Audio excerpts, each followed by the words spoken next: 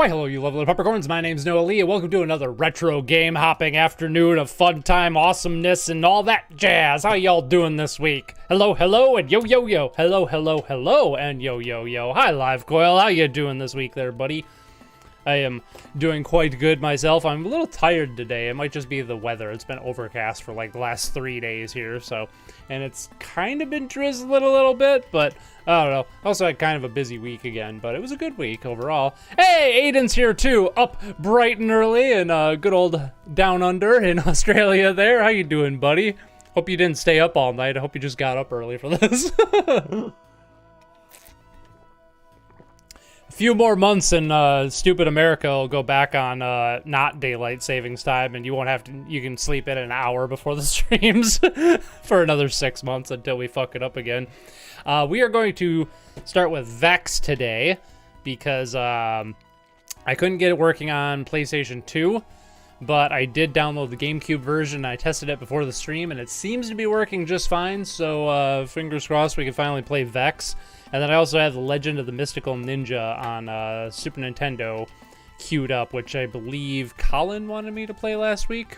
I don't remember. Somebody wanted me to play that last week, so we'll play that. And then, I don't know, we'll do some other stuff after that and the usual things, and let's get right to it. I hit the wrong button, but, you know, that's fine.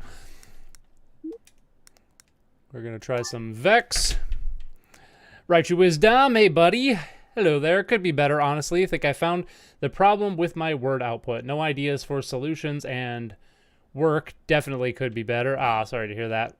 It always sucks when your job sucks, even if it doesn't always suck. It sucks that it sucks right now. But 3-day work week next week, that's nice. That is nice. All right, enjoy. Think you found the problem with your word output, but no idea for solutions.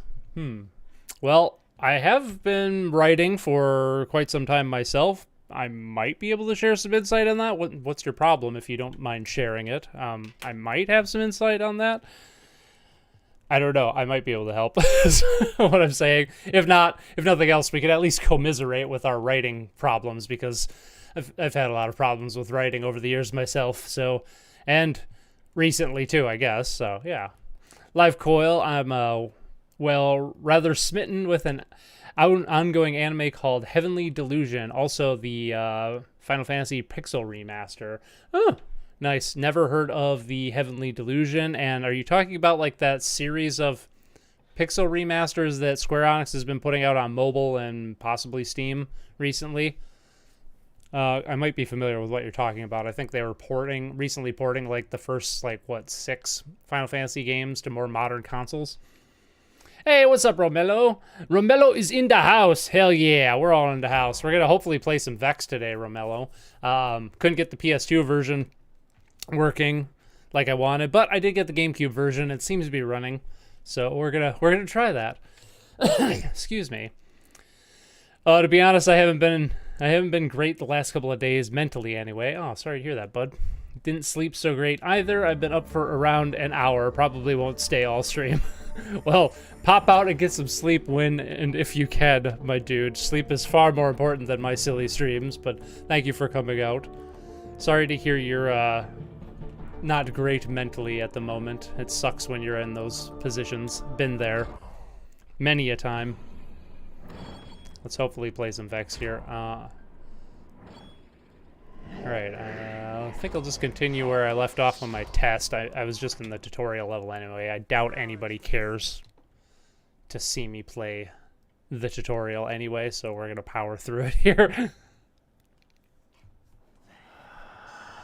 Oh, I thought maybe I could, I played half the tutorial as part of my test earlier. I was hoping it would, not make me play the whole thing again, but I guess it will.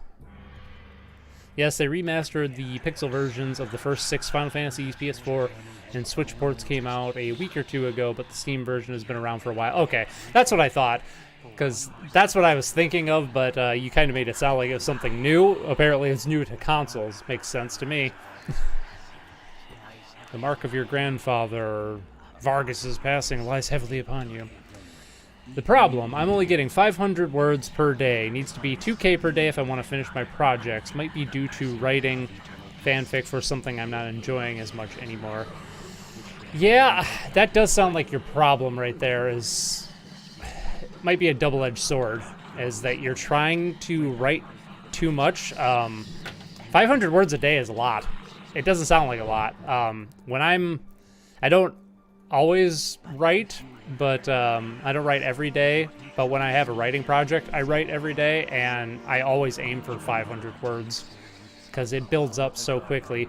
I guess it's different. One, if you have a deadline, it probably doesn't help. I don't know if you have a deadline for your projects, or unless they're like self-imposed deadlines. But I can speak to the fact that 500 words a day is a lot. It doesn't sound like it. I know. Trust me, it doesn't. But 2,000 words that's like Stephen King levels of output. So I don't think it's really something that most people can do. So maybe it's just too high of a goal. I don't know. It sounds kind of like I'm telling you not to aim for it. By all means, aim for 2,000 words a day if you can. But most people can't write that much. Most like professional writers, from my own like research and what I've heard from like stuff, like are between 500 and 1,000 words a day tops. Stephen King is an exception. He usually gets about 2,000 words out a day, but he's on the extreme high end of daily output. I know that like no wonder it's so slow, but like George R.R. Martin supposedly only gets like 200 to 300 words a day out, which is why his books take so fucking long. But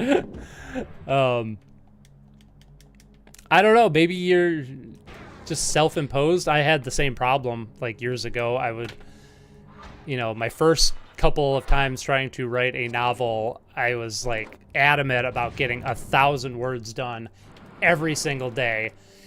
And if I succeeded, usually what I wrote was crap, and I had to rewrite it a bunch more than if I had just stopped at like 500.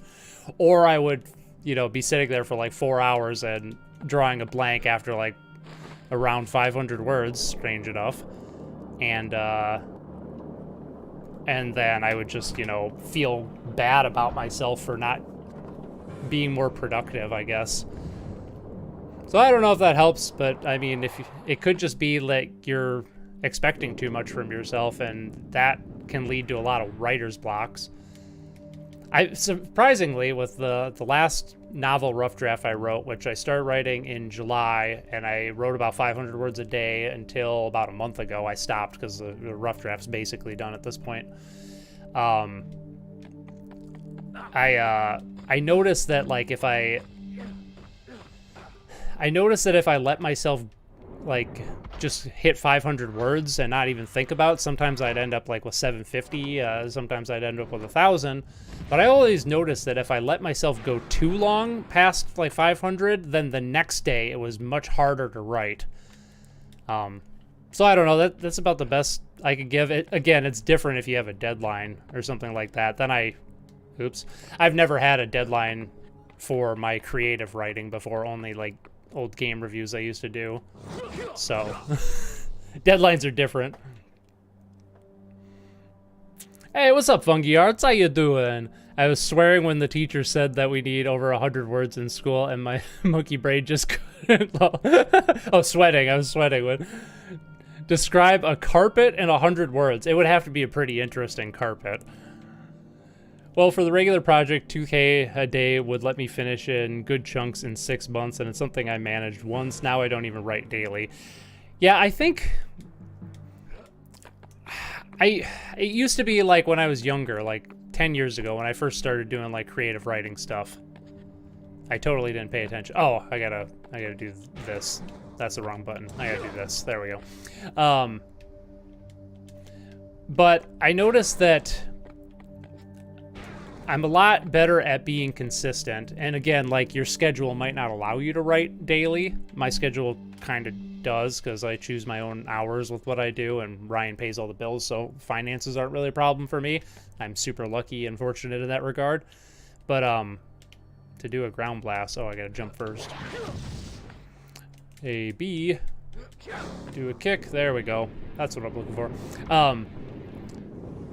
But when I was younger, especially when I was in college and I didn't have as much free time, or I had to, like, you know, use my free time for studying and stuff like that, I would try to set aside 1 day a week to write, and then that didn't seem to work out very well, to be honest, because then I'd always end up feeling like, well, I'm not going to get shit done in, like, you know, 1 day, even if I do get like 2,000 words out.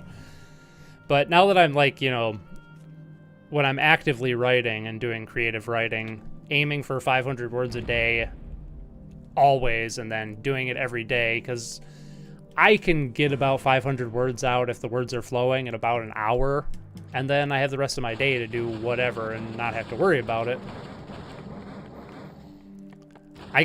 I'm of the opinion, I guess is what I'm building to, that doing a little bit each day is far more effective than trying to do a lot every couple of days, if that makes sense. In the moment, it feels awful. I'll fully admit this. I have been trying this method for a couple years now. Let's see if sorry for pausing the gameplay if anybody really cares. Where is it? I could recommend, let's get to the real cam here. I could recommend The War of Art by, I forgot his name, Stephen Pressfield. Great book. He's got a whole series of these. It basically, he was a struggling writer. Seriously, read this book if you haven't. It's very short, large print. You could probably read it in an afternoon or two. Basically, it describes what we're talking about, is that he kind of was in the mindset that you're in right now and that I was in years ago, where it feels like if I'm not getting, like, all the output out all the time, using all my time, like, writing and stuff like that, then, you know, I'm not worth a damn, or my work isn't worth a damn. But it kind of seems like if you just chill a little bit, speaking very much from experience here, and I'm still not very good at this, but I'm getting better. If you chill a little bit, things work out a little better. I don't know. That's the best I got in that regard. I totally feel for you. Like, having, like, a creative vision for anything you're doing, whether it be, you know, novel writing like I've been trying for years, or even fan fiction writing, which I think is just as worthwhile as novel writing, to be honest. But there might be something, you said something about, like, I gotta grab all these, hooray.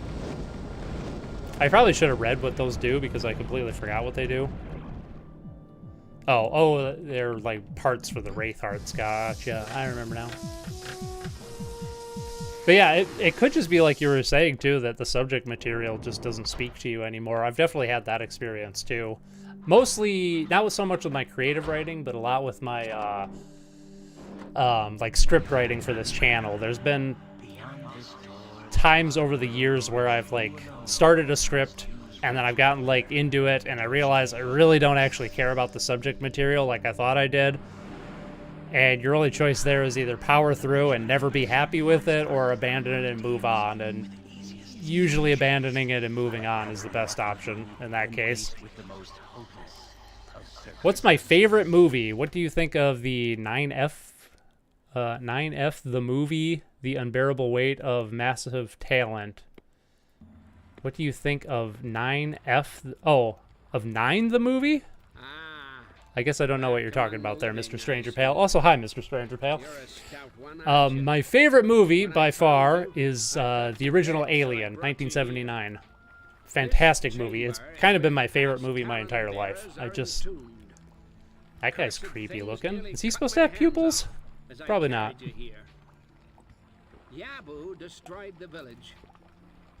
I should probably listen, because this is in that generation of games where you have to pay attention to the cutscenes a little bit. I'll come back to the movie thing in a second. But old Darby can't see so good no more. It's because your pupils are gone. You could stop him before he opens the door. Is it just me, or does the GameCube version, like, look graphically more impressive than the PS2 version we were running last week? It just seems, like, sharper and more colorful. Maybe the PS2 version of this game just sucks. I don't know, that's the only version I've ever played before. The cinematography in this is just terrible, though. can talk to you like this. I can talk to you like this. I can get you started on your way.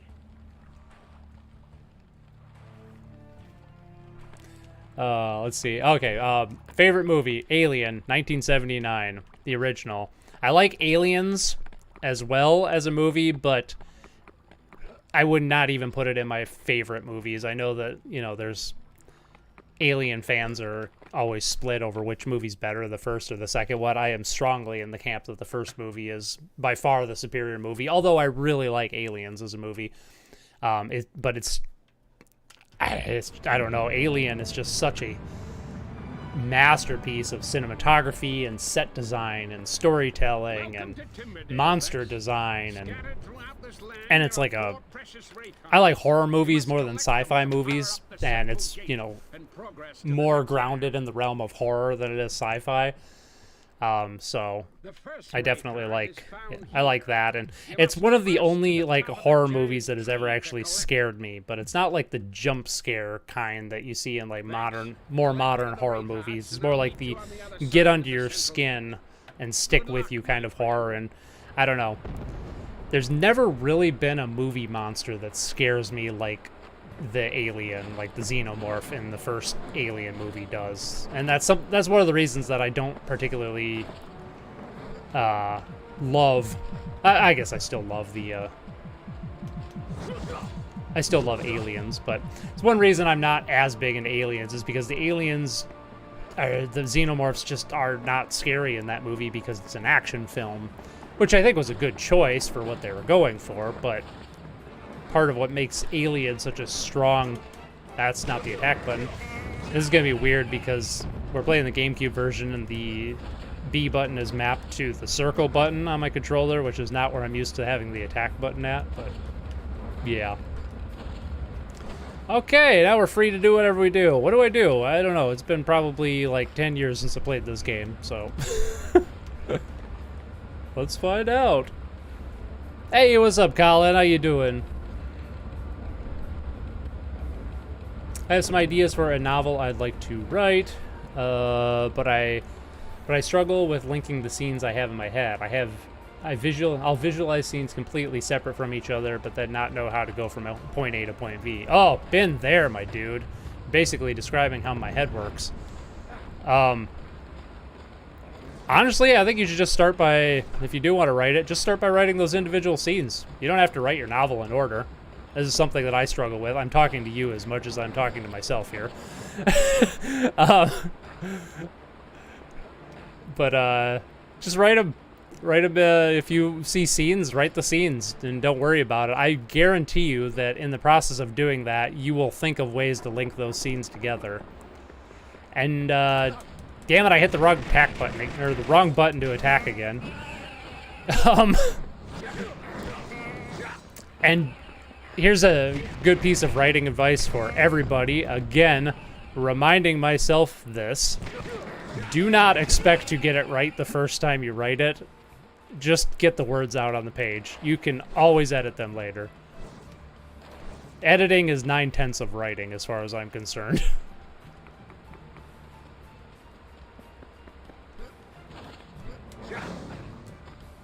All right, I'm starting to get a feel for this game again.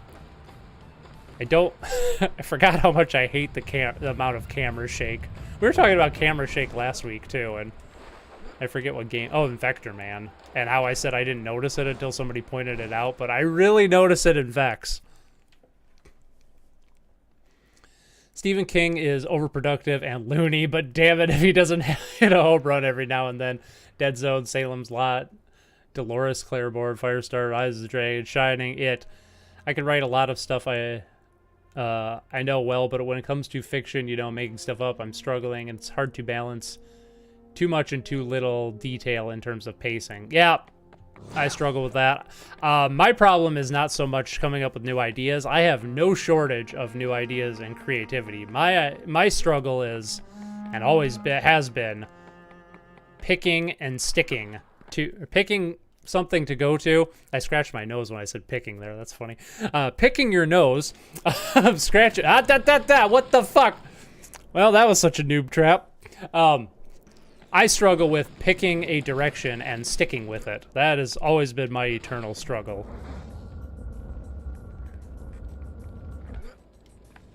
Oh, I remember this tower. I want to say there's like a secret entrance to this secret entrance to this tower in order to get a Wraith Heart later on, if I'm remembering correctly.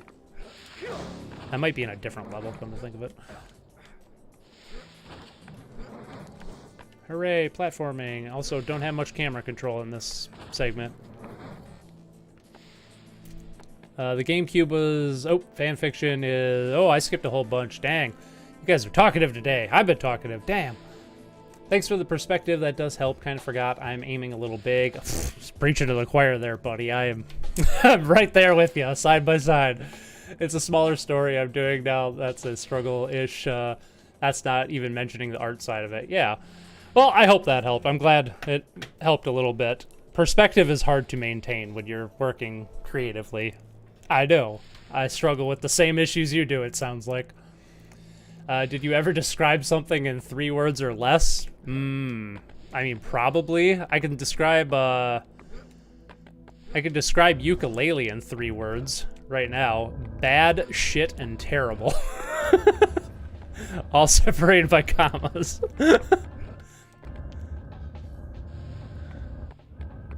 Oh. I probably have to do a high jump at the end of this. Does this? Oh, it does stop. Look at that. Yep. Okay, there we go. Fanfiction is good for a young writer in the same way that covering songs is good for a young musician. Yeah, I mean, but also, like, there's some people, I'm not saying this is you, Raichu, but some people just want to write fanfiction. And I think that that's just as valid of an artistic pursuit as, like, creating your own stories. Yeah, it's obviously good for... I didn't think there was a platform there. Damn. Obviously, it is good for a beginning writer, too, but... I don't know, I've known people who only write fan fiction, and that's what they're happy with. They don't actually feel like writing something else.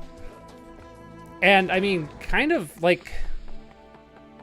I don't know, it depends on where you get your enjoyment out of, because, like, if your enjoyment comes from the act of writing, but you're not very good at creating your own worlds and stuff, like, what better way to, like, pursue writing as a hobby than to expand upon something else that somebody else has already created?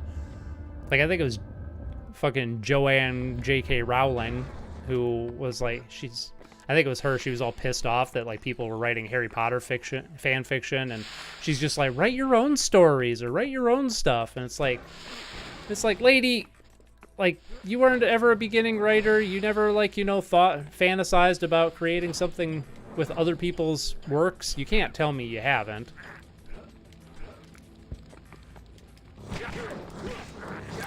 I guess... I don't enjoy fan fiction, and I never have, but I've always respected people that do it, and I feel like there's too many people out there saying that it's not like a worthwhile endeavor. Oh crap! How do I get this? Just like that. Ah, and then I died. Well, we're gonna save it though. I knew we were gonna save it. This game is brutal yet forgiving at the same time. The GameCube was more powerful than the PS2, actually. This and Resident Evil 4 are a great example. Yes, I would agree, but oops. Yeah, the GameCube was definitely more powerful. I feel like it was harder to develop for, though, which is why a lot of multi-platform games for it are usually pretty unoptimized. This is a good example. Resident Evil 4 is definitely a great example. The GameCube version slaps in comparison to the PS2 version. I feel like towards the end of the system's life... God damn it! I'm having a depth perception problem there. That jump doesn't seem as far as it actually is. But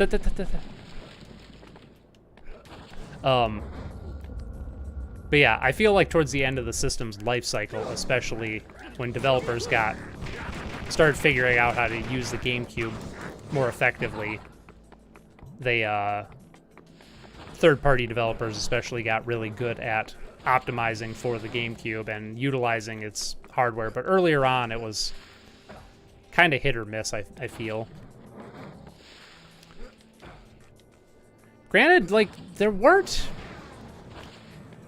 all that many, like, third-party games back then. I mean, there were, but not like there is today, where, like, almost everything is on almost everything.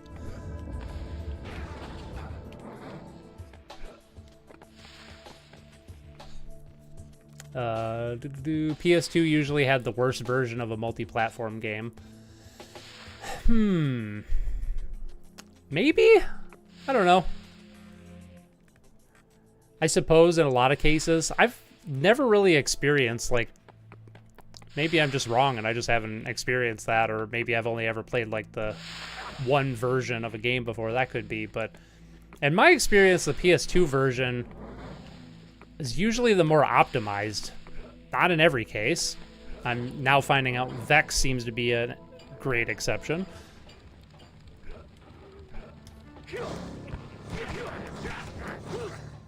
But I don't know, that could just be like the luck of the draw too. It could just be like what I've played. Can I get the, thank you, get the camera up here. All right, do I dare, what even is this thing? I forgot. It looks like Shadow the Hedgehog's head. Oh, I gotta scroll up here. All right, I better catch up with the chat. You guys had a lot to say today. Okay, we're gonna pause for a second. I'm gonna have a certified cold brew moment. Spoilers, like anyone cares, the old man is the main villain from earlier. No! Romello, what are you doing? We can all agree that every Alien sequel after the second one sucks. Yes, we can absolutely agree. I feel like I have a soft spot for Alien 3 because I watched it a lot as a kid, but I watched it recently, and by recently I mean a couple of years ago. It's pretty bad. I feel like it could have been a good movie, but the studio kind of got in the way. The headroom in that previous cutscene was atrocious. Yes. Hey, Noah, how much do you despise Prometheus and Covenant? Because I sure do. I am very neutral on those movies because I have not watched an Alien movie past Alien Resurrection. Because I realized I also kind of have a soft spot for Alien Resurrection, even though that's also a terrible movie, but it's also kind of so bad it's good. It's really bad, but it's also kind of enjoyably bad, whereas Alien 3 is just kind of bog standard boring bad. But I don't know, when the first Prometheus movie came out, one, I had no idea it had anything to do with Alien, but I think that came out after Aliens vs. Predator. Basically, Aliens vs. Predator, or Alien vs. Predator, ruined the whole thing for me because that movie is fucking hot dog shit, and I was just, after watching that, I just lost all interest in anything, any sequel to Predator or Alien. I heard that Predator's movie is okay. I'm never going to see it. I don't care. I don't actually care about Predator all that much anyway, but that's beside the point. So, like, I pretty much swore off, like, watching sequels. So I'm kind of lukewarm on Prometheus and Alien Covenant because I haven't seen them and I'm never going to watch them because I don't give a fuck. I like the first Alien movie. I love the first Alien movie. I really like the aliens, and that's all I need from that series for me. Oh, yeah. Hey, Noah, how bad are Prometheus and Covenant? No idea. You assume that I hate them because they over-explain the xenomorph and the characters act stupid throughout. I didn't even know that. I just know they look pretty bad, so... Did you ever play Plock in a stream? The very first stream I did when I came back from my hiatus last fall, that was actually the first game that we played, and I just played through the entirety of Plock for the first time probably a month ago. It is quite good. I really like Plock. Very underrated platformer. I'm starting to work on a stop-motion series I wanted to do for ages on adapting the Sonic series as one cohesive, ongoing plot, basically making it an anime. Nice. And you're doing it in stop-motion? You are a fucking madman. I love it. Please. Please do that. That sounds amazing. My therapist suggested I've forgotten to enjoy the process of writing/creating by focusing too much on how it'll end up, which is, God, your therapist is talking straight to my heart too. Jesus, which is due to my perfectionism I've had for many years. Very much can relate. I do prefer Aliens over Alien, but they're both so good. You probably like action movies more, would be my guess, between horror movies. That seems to be the general split between those, is if you like action movies, you like Aliens more. If you like horror movies more, then you like Alien more. So both are very valid. Both are great movies. Let me make a script for a story, and you have a burned kitchen. Who has a burned kitchen? As someone with Asperger's, my brain runs on logic and cause to effect. Everything has to be in order, which is why my ADHD kicks in and screws it all up by being totally chaotic. I don't think you have to have Asperger's to be like that. I'm kind of like that too. Like having to just natural perfectionism, I guess, is kind of what we're both describing. Let's get over here and get this Shadow the Hedgehog head again. If I don't fuck it up. Come on, get over there, Vex. Come on. That was such a tight jump, but it works so well. Nothing wrong with writing in the style of an animation. Get your main scenes out, then write the tweens and edit. Yes, edit on concept level, redo if necessary, filter good from bad. Sage advice. I was watching this thing last night, YouTube recommended to me, and it was like, I don't know, 15 minutes before I turn my computer off and start reading for the night before bed. So I'm like, I'll watch it. But it was like writing good dialogue versus writing bad dialogue. And it was kind of like such a paint by numbers like thing. Like, it was missing a lot of context. So one of the examples that they gave as like bad dialogue was like the "What is a man" speech from Castlevania Symphony of the Night, like between Richter and and Dracula. And he's just like, this is terrible, terrible dialogue. Don't do this ever. And I'm like, well, wait a minute. Oh, crap. I forgot about those guys.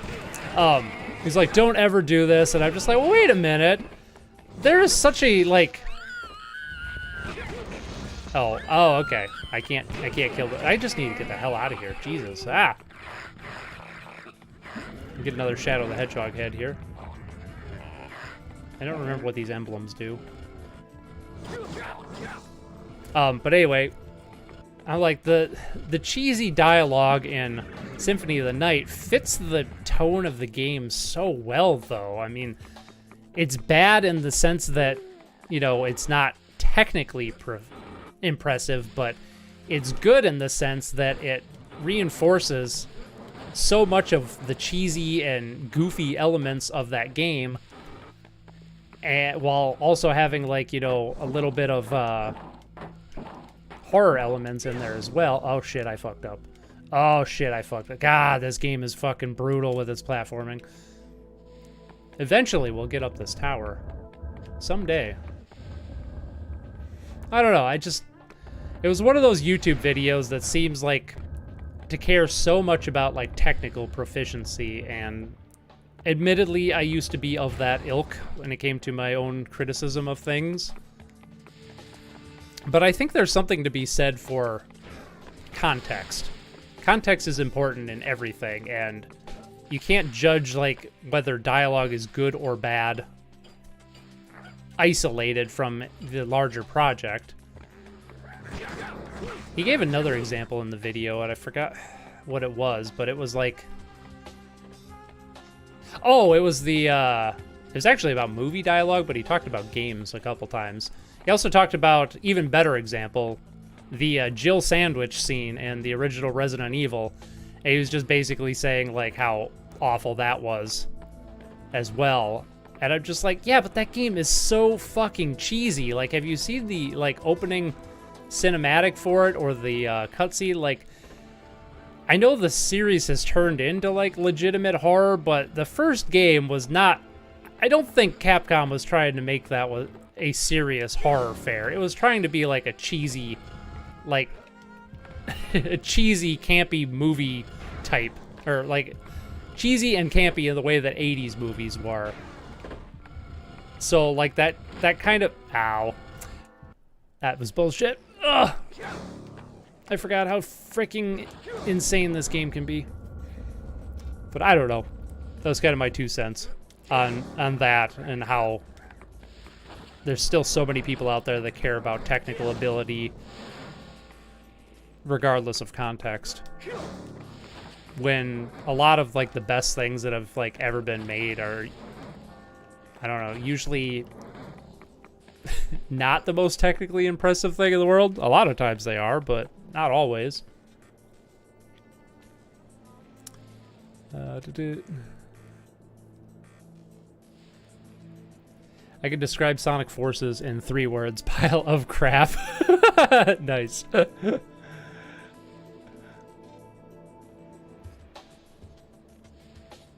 Have you ever seen the Alien 3 assembly cut? No, I've been meaning to watch that.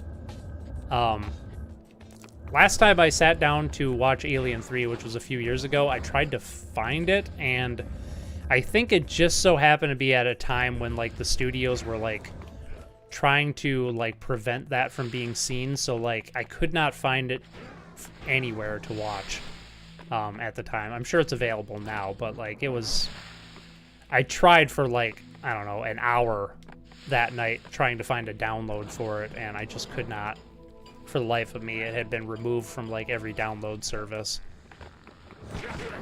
that I knew of, that I'm not going to mention. Special download services, y'all know what I'm talking about. The burn kitchen equals a bad script because I wasn't cooking. Oh. I don't know, it could be a good non sequitur for something. Alright, I'm getting better at that kick. There. Doop, doop, doop. Doop, boop, ba-doop, ba-doop.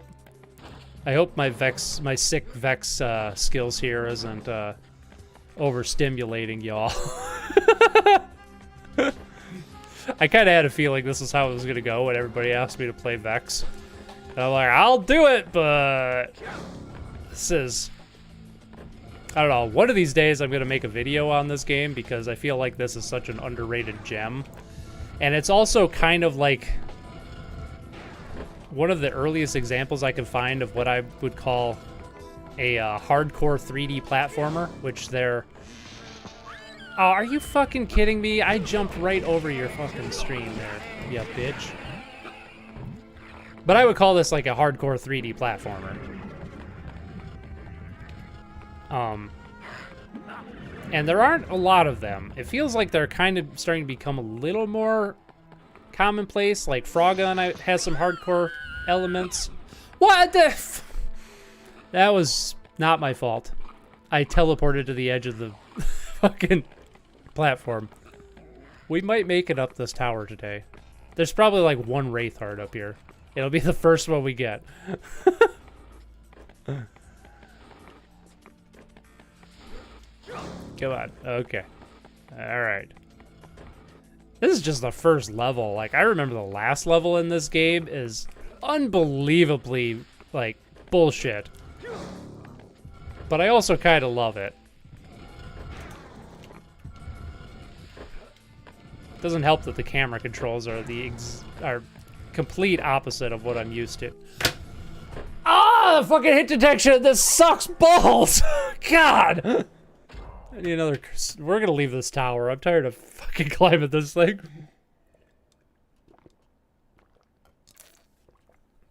If you're worried about spoilers for this game is 20 years old. Who cares? True. Very true. I mean, writing scenes in order is what I aspire.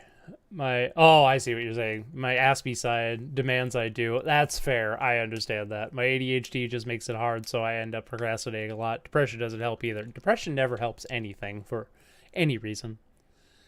Why do 3D platformers in the old days have narrow pathways? That's lazy design. Those heads you're getting are one-ups. Oh, right, there's a life system in this game. I forgot. I think it's one of those games where it really doesn't matter, though. Kind of like Mario 64. All right, well, I attempted the tower. I failed the tower. Let's go somewhere else. before I jump to a different game. We'll play this for a little bit long. Apparently, I walked back into the tower. Never mind. I used to make mini stop motions when I was younger and used to love it, especially the editing. High school just destroyed my mental health, so the last 10 odd years have been rather unproductive. Oh, quit going back in there, you son of a bitch. That's how my brain works. Yeah, that fucking sucks. Mental health is a bitch. I'm in good mental health these days, but I almost went back in that fucking tower again. I don't want to go in the tower.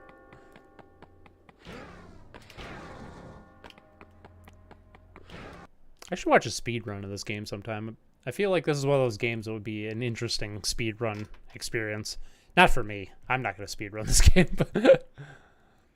It's a shame they redubbed the dialogue when Symphony of Night was included in the PSP remake of Rondo of Blood. Oh, I know. Like, what a travesty. Like, okay.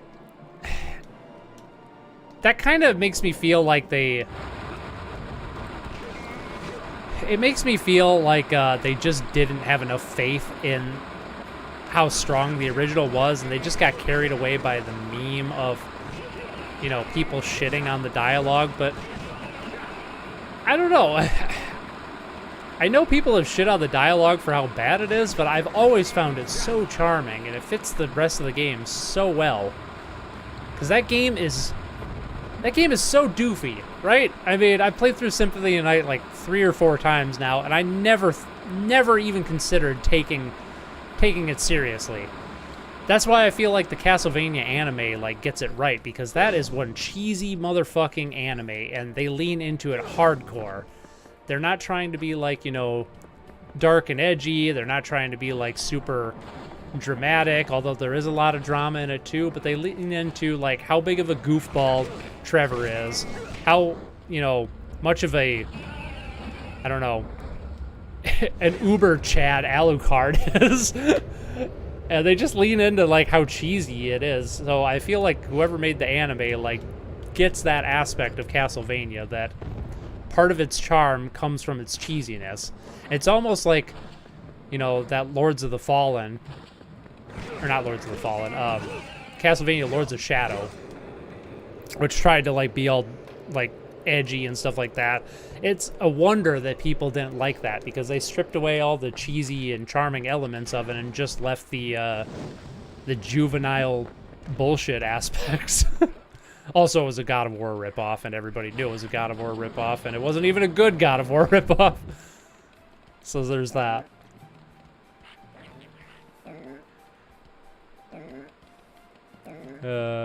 I think we watched the same video. I saw a video a couple of days ago that the Jill sandwich scene was brought up in it as an example of bad dialogue. Yeah, it might have been... oh, right. I forgot about this thing. We'll come back to that. Oh, that's to open up this gate here, isn't it? Right? You get to the sun to, like, a certain... I think there's one of these in every level, although I cannot seem to... Oh. Oh, right. Where does this go? Let's find out. Yeah, it seemed like that was a new video that YouTube's been passing around, so we probably did watch the same one. Okay, what do we got here? We got a thing. Well done, Vex. You have found one of the secret sundial portal levels. Find the Wraith Heart hidden within. What are there, like 10 Wraith Hearts per level? I think there are. I haven't got a single one yet. It's almost like this game is hard or something. Gee willikers. Can I? Yes, I can. Don't use like all the time, but I'm writing a cheerleader stereotype. Context matters. Rules are meant to be wielded, not slavishly obeyed or carelessly broken. Correct. Campy or not, though, cringe writing can be cringe. Yeah, okay, so I got... Yes, I would say so, but I think context determines whether campy writing is cringe or not. So, earlier this year, there were a couple games that came out that were heavily criticized for their quote-unquote cringe dialogue. One of them was Forspoken, which flopped hardcore and nobody will probably ever talk about again because I almost died there. Luckily, you can save yourself pretty easily in this game if you know what you're doing. Forspoken was one. And everybody knew it was going to have bad dialogue from the first trailer because it was kind of like this, I don't know, modern day, like, Zoomer teen gets transported to, like, a fantasy world and has, like, a talking bracelet, and she's just like, wow, I'm talking to a bracelet. Yeah, that's crazy. That's, like, something that I know. Oh, yeah. Or I think she, like, every once in a while, she'll, like, kill somebody, and she'll be like, take that, shit sticks! But it's... it's like, but there's like no context to make it endearing at all. It's just like, you know, your typical fantasy game that happens to have a character that speaks like, you know, Zoomer internet language. But then there's Atomic Heart, which was another game that was heavily criticized for its poor dialogue or its cringy dialogue. And the character in there is like this big freaking doofball in a like weird, like sort of futuristic Soviet Union world where everybody's kind of like flipped out and stuff. And he keeps using the phrase crispy critters. He's just like, oh my God, crispy critters. And then he also uses the F word all the time. And I'm not doing it any justice because I have no context unless you've played the game. Go ahead and put the heart into the portal. Put the heart into the portal. But, anyway, what I'm getting at is that kind of dialogue works really well in the world of Atomic Heart because the game doesn't take itself very seriously. But that kind of dialogue didn't work in Forspoken because it was taking the world that you were in very seriously, but not the character you played as. So the character had like this huge, I don't know, there was this huge chasm of between like what was going on in the world and what was going on with the character, and they didn't mesh at all. But in Atomic Heart, the world was crazy and wacky and goofy, and the character you played as was as equally crazy and wacky and doofy. So it worked. So context is important. But, I mean, me describing it to you, like Atomic Heart's dialogue, probably did sound a little bit cringy because you don't have the context of the game unless you played it. Yeah, there are 1, 2, 3, 4, 5, 6, 7, 8, 9, 10. Hey, I remembered. It is 10. Cool. Let's go get another one somewhere. We got one! Woo! If this was Mario 64, I'd have like 10 by now, or more. But this isn't. This is Vex. And Vex is a whole different beast. I didn't want to hit that again. Press the Z button at any time to view your Wraithheart clues. All right, there are clues. That's good to know. What do we got here? High atop a village of metal, wood and flame, a twisted tree to pillage, the secret to obtain. Yes. I apologize for my constant Sonic analogies, but damn, is this game giving me Werehog vibes. Not a bad thing, though. Well, you just ruined Vex for me for all time. Thanks, Aiden. No, I'm just kidding. So, funny you should say that, because I remember I had not played Vex at the time that Sonic, I can't remember the name of that game now. Sonic Unleashed. I had not played Vex at the time that Sonic Unleashed came out, but I was familiar with it, and I totally had that thought when I saw the Werehog segments in Sonic Unleashed for the first time, that it reminded me so much of Vex.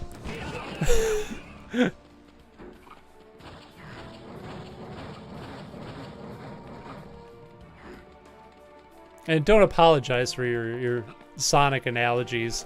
You're one of the chillest Sonic fans I know, because you unabashedly love the series, but also acknowledge all of its flaws, which is very rare in the Sonic community, and I approve, and I appreciate you for that.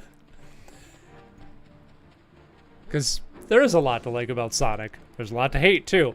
But the true fans are the ones that like even the bad stuff, and I feel like you're that kind of fan, which I am not, but I'm glad that the series has fans like you. Because that's how you know you're a true fan, when you can love the good, or love the bad just as much as the good.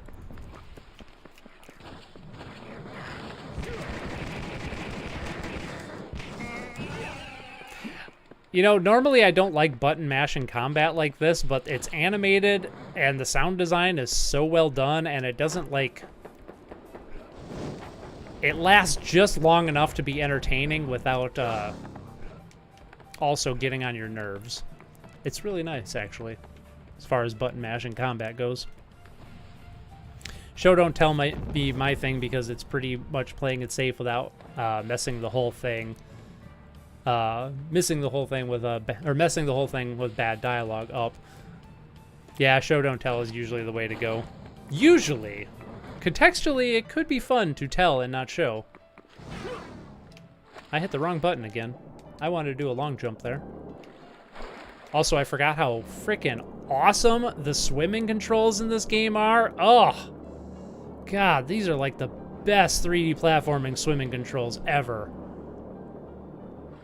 I probably have a, yep, I sure do. I was gonna say I probably have a air meter that I need to pay attention to though, but okay, I take that back. The underwater swimming controls are the best. The swimming controls on the top, they could use a little work. I don't want to be on there again. No, there we go. Talking about bad movie franchises or movie sequels, you guys ever watch Balto? I never knew they had a third film. I didn't know they had a second film. I've never seen Balto. I know that's quite popular in the furry community. Don't ask me how I know. It's fine.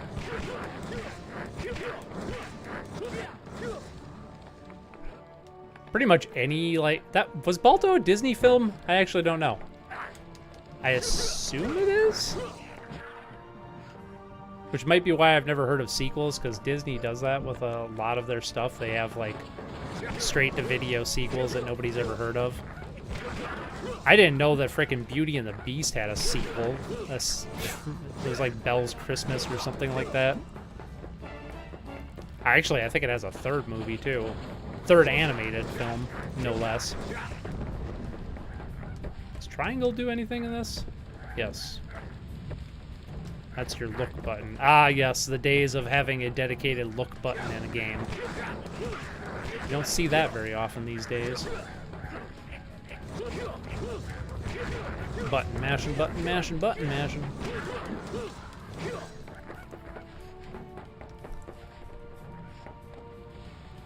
Good because the sequels don't make sense. Oh, Balto.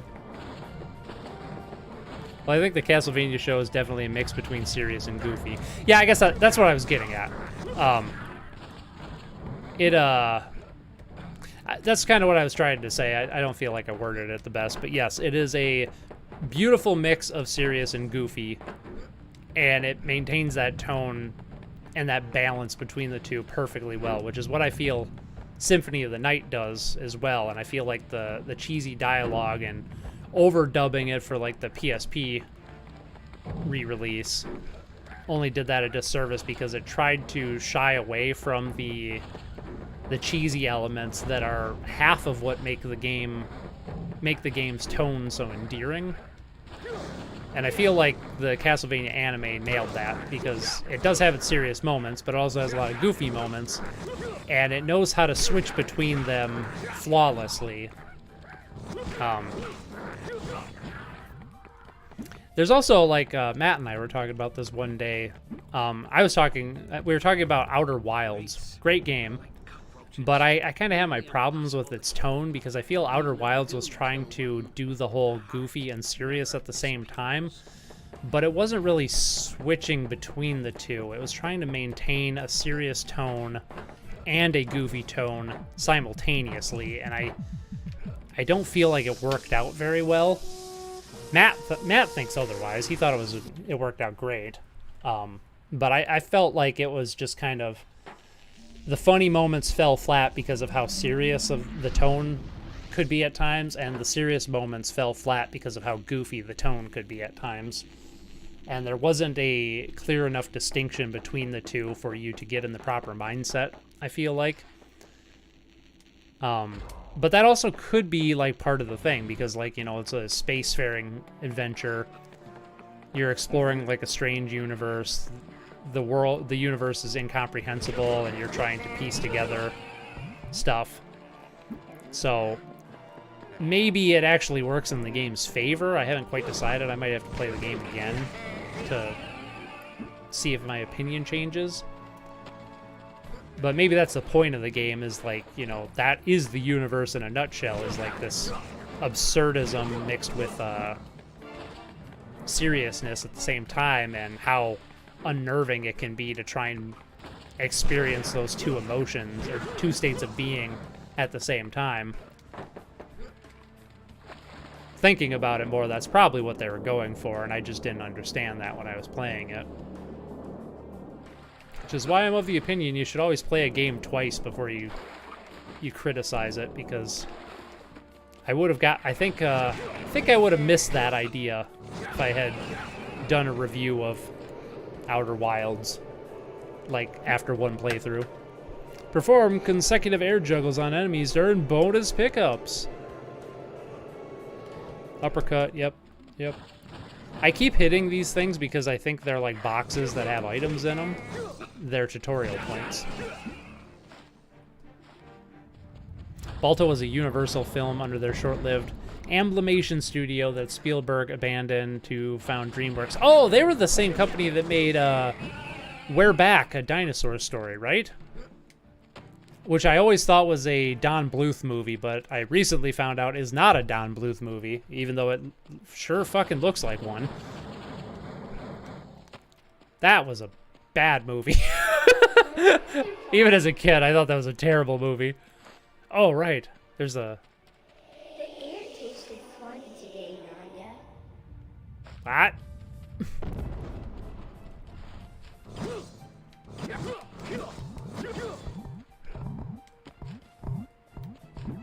Yeah, Balto was a Universal film, came out around the wrong time when Toy Story hit the scene. It was a box office flop, but home video and DVD sales showed it as a success in that field. Wow, Balto's that old? Really? I could have sworn Balto came out in like the early 2000s, not like early 90s, like Toy Story. That's when Toy Story came out in like 94, right? Or like 95, somewhere in there. I don't know what I'm supposed to do here. Let's, oop, that's the wrong button. What do we got? Hulking Sumo crashes storms. His clutches bring to win. Escape his smashes or be knocked out of the ring. Oh yeah, there's like, I think he's at the top of the... Right. There's a sumo boss at the top of this thing, if I'm remembering correctly now. Let's head up there and see what happens. What is this thing? To unleash your molten fate, a crimson runes the key. So you lay in a state, look in a tapestry. These are some really bad poems. I didn't even recognize a couple of them as poems. Alright, we're gonna climb back up this thing here. There's something else I really like about this game. I like that it just drops you in after the tutorial level. I like that it drops you into the first like level proper rather than having a hub world. I don't know. It's nice. It's just a nice change of pace. I might be going the wrong way. I think I actually need to climb the inside of the tree here to get to where that sumo's at. Maybe Disney should make a live-action remakes of those straight-to-home video films. Oh my god. Maybe they'll actually make some profit because no one remembers them anyway. I mean, as popular... Okay, that was bullshit. As popular as those live-action Disney films are, which I still don't understand who's watching them, but okay. Clearly somebody is. But yeah, it might not be a bad idea.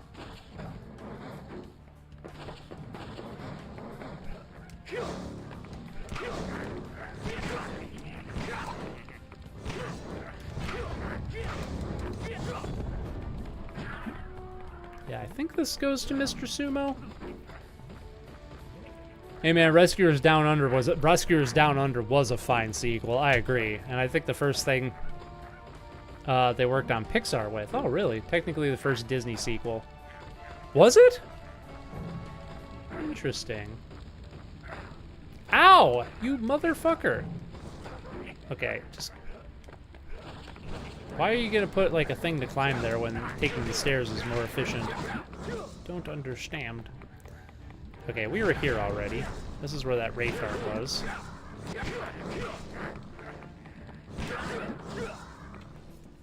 I remember a scene where Trevor Belmont drank a beer, I think, and said, "This is better than sex." Maybe I remember incorrectly, though. No, that does ring a bell now that you mention it. He's just like, "Ah, this is better than sex." See, that sounds like Trevor. I almost said treasure. I don't know. That just sounds like the proper tone for Castlevania. They nailed it there. Her back may be bad, but at least the animation and sound design was fantastic. True. Very true. Can I climb this? I think I can climb this. Doop, doop, doop. Love that screen shake. Oh, God. It's kind of a slow burn game. Might be because I don't remember where exactly to go, but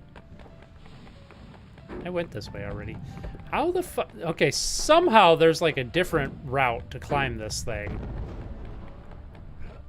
that takes me to a sumo wrestler to fight.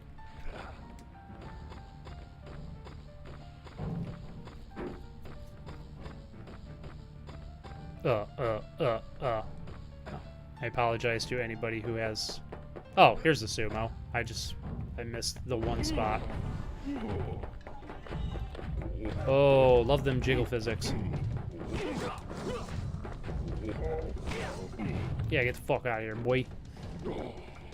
Damn it, no, you just aged me 20 years saying that Toy Story thing. Do you have any idea how much donkey's milk that's gonna take to compensate? Sorry about that. I was right, though. That's when it came out. It was a long fucking time ago. It aged you like 20 years. I would have been like 6 or 7 when that movie came out. Ah! Disney is making a sequel to the live-action Lion King. Really? Alright. Yeah, Toy Story came out around 95. Not sure how. If Balto had home video sales, but DVD, sure. Then maybe that's why you remember it as a 2000s film. Yeah, probably. Probably like you were saying, because it was a box office failure. I probably never even heard of it until it was like big on home video, but that's definitely how I heard of it.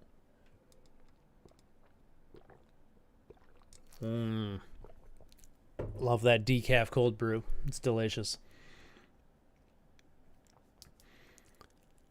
Critics are the people lapping them up because they share the same darn agenda. Critics are, ooh. Yeah, modern movie critics suck. Just gonna say. Most game critics suck, too. I'm the exception. Not to toot my own horn. No, there's actually a lot of good game critics, but they unfortunately get buried by the big dogs on YouTube. I feel like Donkey used to be a good game critic, but lately, I don't know, last few years, his opinions have been kind of shit.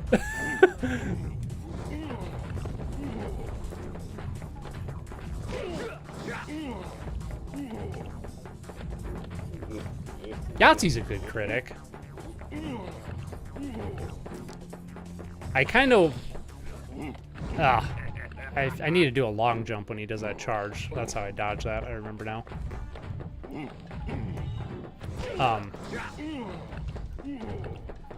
Yeah, Yahtzee's a good video game critic. I do take a little bit of issue with how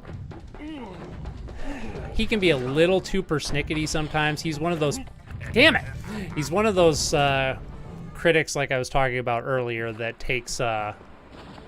Oh, now I gotta climb that thing again. Damn it. He's one of those critics that cares too much about technical proficiency, I feel like. Unless it's like a small indie title, and then he's... I don't know. He's one of those critics that's way too persnickety about technical abilities when it comes to AAA and mid-tier games. But then he's like way too forgiving when it comes to indie games, I feel like. Jim Stephanie Sterling used to be a good game critic, but in recent years, they've kind of started just promoting, like, you know, the whole capitalism is bad, full stop agenda, and anything that, like, every criticism they have about a game they're talking about is through that lens. Which, I mean, it's fine if you hold that ideology. I don't, but I don't think it's wrong to have an ideological viewpoint on anything, but if it colors your perception of everything and your opinion on everything, I feel like it's a problem. When I feel like a proper critic of anything, not just games, but movies, TV, books, what have you, I feel a proper critic should be able to switch between different lenses. So, like, I feel like some games talking about capitalism and the failings of capitalism would be warranted because that might be, like, you know, a theme in the game or something like that. But do we really need to mention that for, you know, something like A Hat in Time? Not saying he did mention that, I'm just using that as an example. He just flipped me off! Oh, fucker. But, like, do we really need to talk about, like, you know, political and ideological stuff for a game like A Hat in Time? No. Is it relevant? No. And also, I feel like a critic should be able to talk about something from a perspective that they personally disagree with, too. Or maybe not fully disagree with, but they could separate their personal feelings from what is the best way to criticize something, which is hard to do. I will fully admit that. That might be asking too much for most people.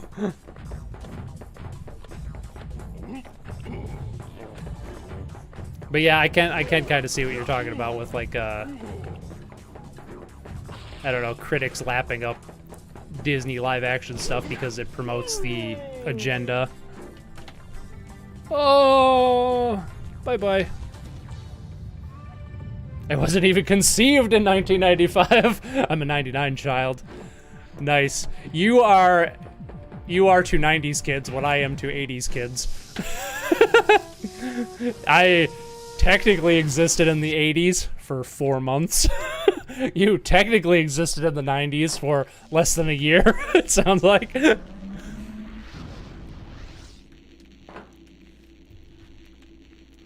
Am I the only person who was around in the dark times, the age when Pokemon didn't exist yet?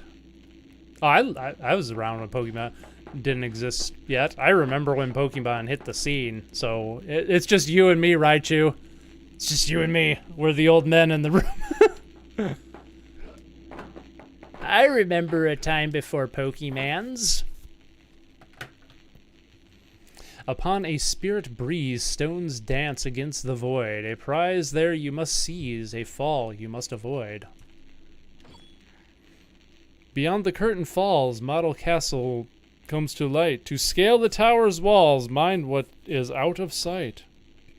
Oh my. Ah, twixt. I love somewhere twixt pitch and knoll.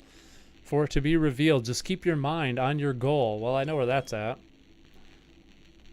Cursed heart is just out of reach, behind a crystal veil. If molten trick we didn't teach, this run will not avail.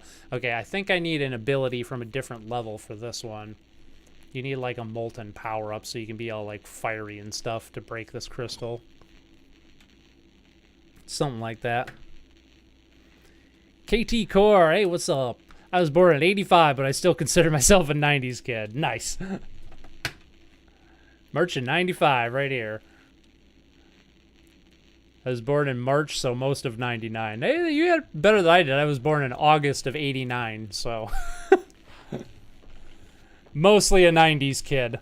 I also grew up out in the country, so things were kind of like...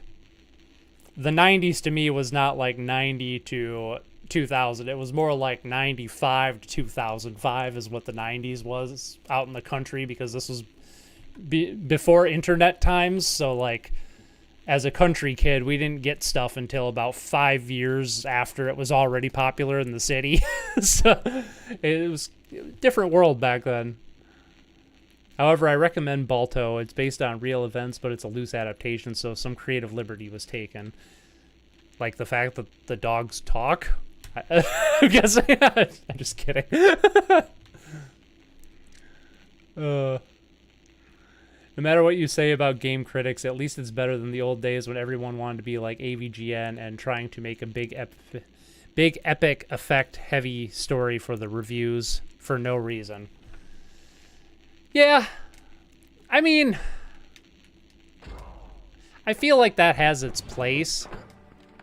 It's kind of, but it doesn't feel like it was executed very well for most of the stuff. I feel like AVGN did it best because he didn't let it overtake the reason most people were there. Whereas like somebody like Nostalgia Critics, like the obvious example of, you know, 5 minutes of review and then 25 minutes of like story bullshit that nobody cares about sort of thing. I want to do, I'll lay my cards fully on the table here. I want to do a little bit of that with my Adventures in Game Criticism series that I've been working on for so long. But I never want it to come at the expense of the criticism itself. And that's a fine line to maintain. But then again, I'm also going for like, I guess I'm not going for like a narrative story though. I'm more going for like a cast of characters in an educational TV show vibe, like Bill Nye the Science Guy or like Beekman's World or I don't know, something like that sort of thing where like I have characters, I develop their characters a little bit throughout as the series goes on, sort of thing. But at the end of the day, all of the characters are there to serve the purpose of the message itself, which is talking about the game or the concept that I'm talking about in my episode. All right, how do I... Oh, do I need to knock these things into the goal? Is that what it is?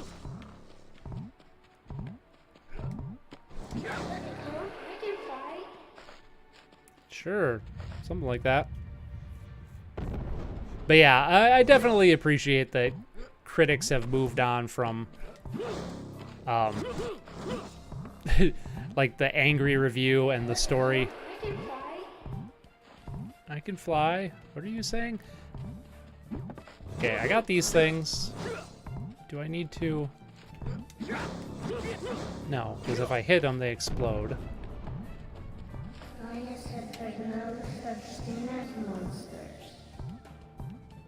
Yeah, I didn't get any of that, kid. I heard something monsters. 2003, I'm probably the youngest in chat. You are a youngin', damn. Guys, my federal agent is telling me he doesn't need your information. I already told him he's at the wrong meeting, but your federal agent probably already knows anyway. I had an idea for a 3D platformer about a 10-year-old child who turns into an action figure to escape an evil 1,000-year-old toy factory. Damn, that sounds rad as hell. I also had this idea for a side-scroller game that would be a parody of Gex, but on the internet. It is a joke pitch idea. A parody of Gex would be interesting to see. All right, I don't know what to do here, so I'm gonna find a different Wraith Heart. I'm gonna get one more Wraith Heart, and then I think we're gonna hop to Legend of the Mystical Ninja, because that's next on the docket. Let's get one more here. I suppose I could try to climb that tower again now that I've warmed up a little bit. Yeah, let's give that tower one more go before we hop out here. Noah, your videos are very unique. Aw, thank you. So I have nothing to worry about. Oh, thank God. I really appreciate that, KT Core. I try. Oh man, I definitely get a Beekman's World vibe with your series. Hell yeah, but your storyline stuff never overshadows the review. Thank God, because that is a constant worry of mine when I'm writing scripts, is like, am I including too much like exposition for my, world. I had that problem with the most recent script I wrote.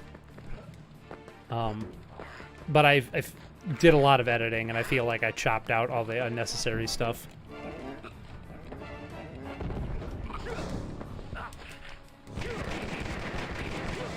I've been working on my...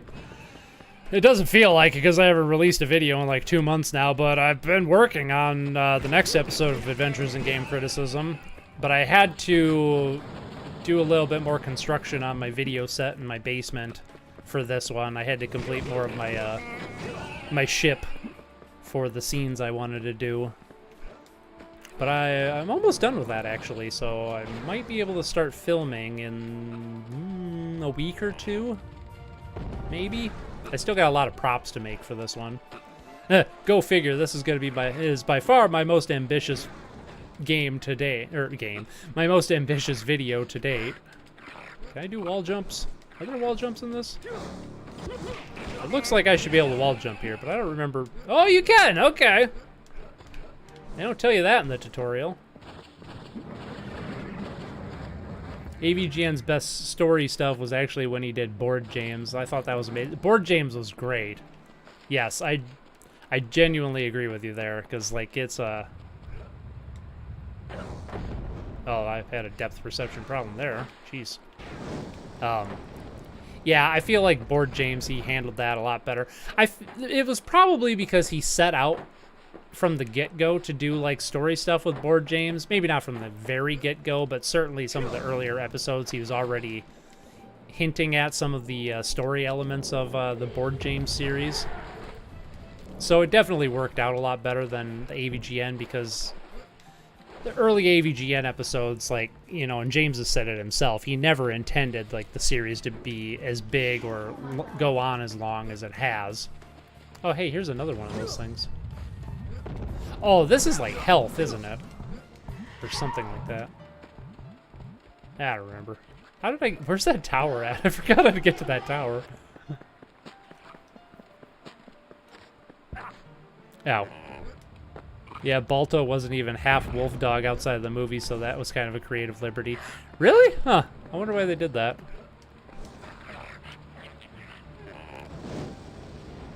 How many more of them jars do I have? 2? Or did I get 2? I don't know. Let's go this way. I think this goes to the tower. We'll give that one more go. I was a little behind with incoming tech in a way. I knew of it, but I never had it because it was expensive and my parents didn't want to fork out the cash. I think that was how it went anyway. I don't remember. Yeah, for me, it was like a combination of being, like, not really poor. We weren't really poor, but we didn't have a lot of excess cash when I was a kid.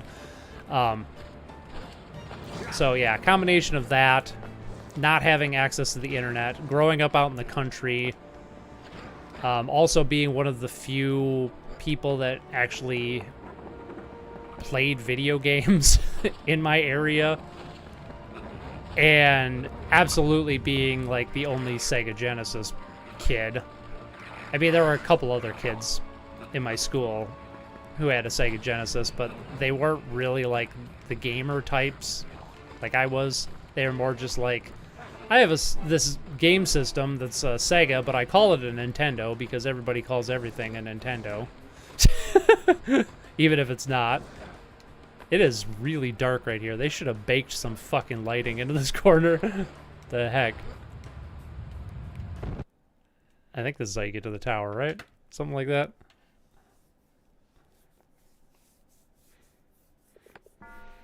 Yeah, this is the tower. Okay. Am I the only one who's still interested in some kind of base content here? You'll never see base content from me. Sorry to disappoint. Even if it's just like a small taste of what you got. Maybe someday I'll do a video of my skills. I do have a couple, like...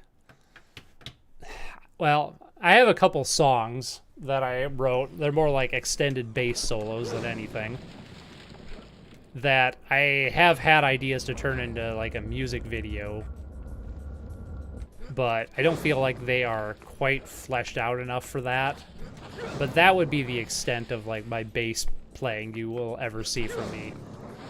something I realized about myself recently is that I'm not as big of a music fan as I thought I was. Like, in terms of, like, the medium itself. Like, obviously, there's a lot of music I like. But, I don't know. I'm not invested in music as a medium like I am with video games and books and novels. Or writing, I guess. Writing would be a better thing. I can't ever see myself, like, making... I could see myself making a song or two, but never, like, a full album. I can't ever see myself performing. Not because I don't think I'm capable, but more just I don't think it's something that interests me. At least not at this moment in time. I haven't even touched my bass, and... I guess I took it out of the closet for something like a month or two ago, but it was only for a couple minutes. Other than that, I haven't really played bass for like a couple of years now. Well, maybe not a couple of years, maybe a year or better. For a while, I was playing like consistently like an hour a day, but then I kind of lost interest. What I'm considering right now is, I mentioned this a few streams ago, and I'm still kind of in this mindset, is I think when this next episode of Adventures in Game Criticism is done, I'm going to start a new channel called Adventures in Game Criticism, just for that universe. And then like maybe just make off the cuff modern game reviews on this channel. Trying to separate like my opinions from my art, I guess. Or my maybe not my opinions, because my art does have a lot of my gaming opinions, but they're more well thought out, whereas like, I don't know, I feel like a lot of people on this channel like my off-the-cuff rants, my thought processes, which is kind of like this stream here, which is me thinking things through rather than having fully fleshed out thoughts. And I kind of find that entertaining to do too. And it's also something that I can whip up in a jiffy and actually maybe maintain like a weekly schedule, which I've always wanted to have a weekly schedule on my YouTube channel, but that's never happened.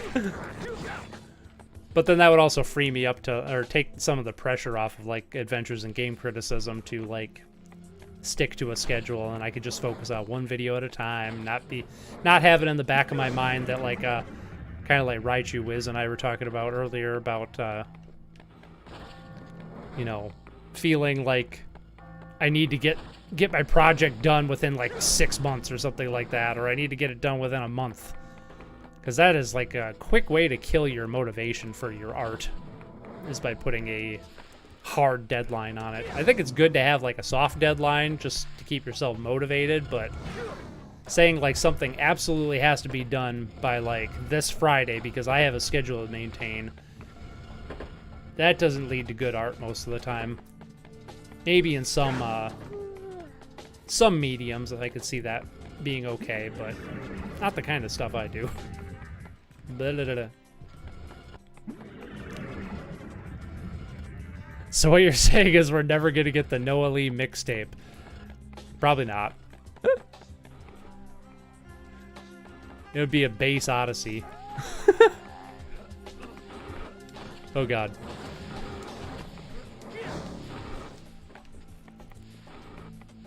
Alright, I gotta have a certified coffee moment here. I didn't expect slap bass. I don't expect slap bass, but probably chill bass lines would be the stuff. Yeah, that's more what my vibe. I'm pretty good at double picking with my my index finger. I can't play with an actual pick, but I'm pretty good at double picking with my index finger, so I can play pretty quickly. I can't slap worth a shit. They made Balto an outcast in the movie to give him some kind of character development to accept and embrace his wolf part. So yeah, he gets bullied. Let's just say that. Oh, that makes sense. If you look at the real story of Balto, you will see how sleazy that history is, but... Oops. I kicked a thing.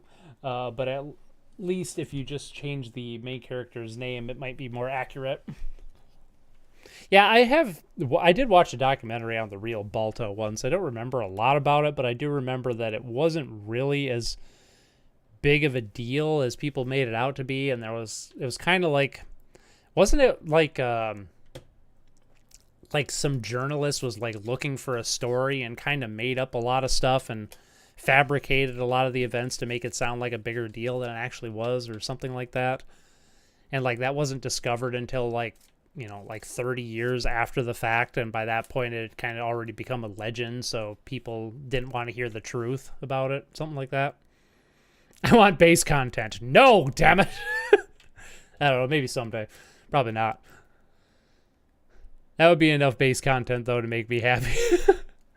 Well, I do have one that I would someday like to turn into a music video, so that might happen, but that would probably be the extent of it. I'm sure you can find a way to throw in a sick bass solo at Adventures in Game Criticism. That would be the likely scenario. Aiden hit it right on the head there. If you see bass content from me, it'll probably be as a skit in Adventures in Game Criticism. Yeah, I've told you before to clip your streams for rant content or make quick rant videos. Remember when you talked about overly long cutscenes of games? Perfect rant topic. Yeah, I thought about like doing like either doing like, if I do the separate channel thing, like have an Adventures in Game Criticism channel for my artwork. Time to get the certified seltzer out too. Getting serious now.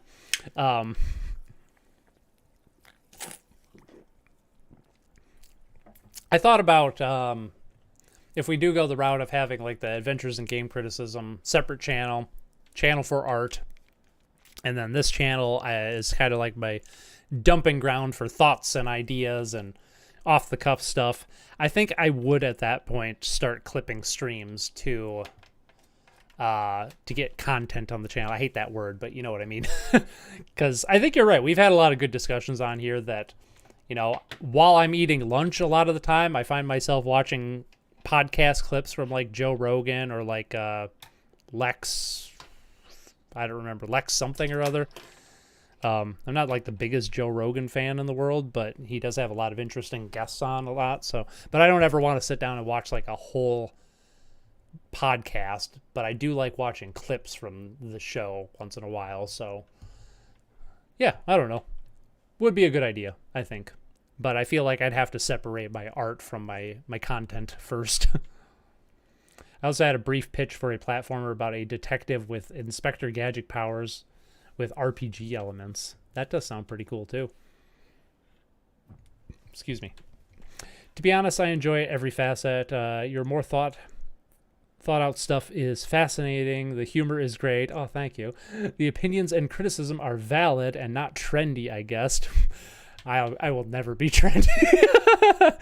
Honestly, you're one of my favorite channels. Aw, thanks, Aiden. You're so nice. Reading the history of Balto now, and now I know a good name for any badass character getting overshadowed. Togo? That arrow's going in the quiver. Nice. I don't get the Joe Rogan hate personally. Lex Friedman, thank you. I couldn't think of his last name. Yes. Yeah, I like watching clips of like Joe Rogan and Lex Friedman's podcast, but it's mostly for their guests. I feel like Joe and Lex are very good interviewers, which is what I like about them. I don't get the Joe Rogan hate either. I think the hate aspect just comes from the fact that he's not one of those people that wants to say what's, popular. He has his own opinions, and heaven forbid you have your own opinion on things.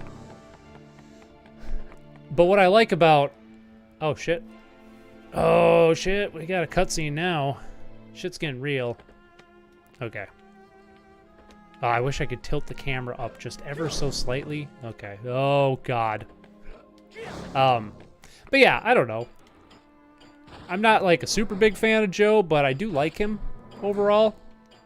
I do disagree with a lot of stuff he says, but I feel like that's how you know you have... this game's fucking brutal. Or this tower is fucking brutal.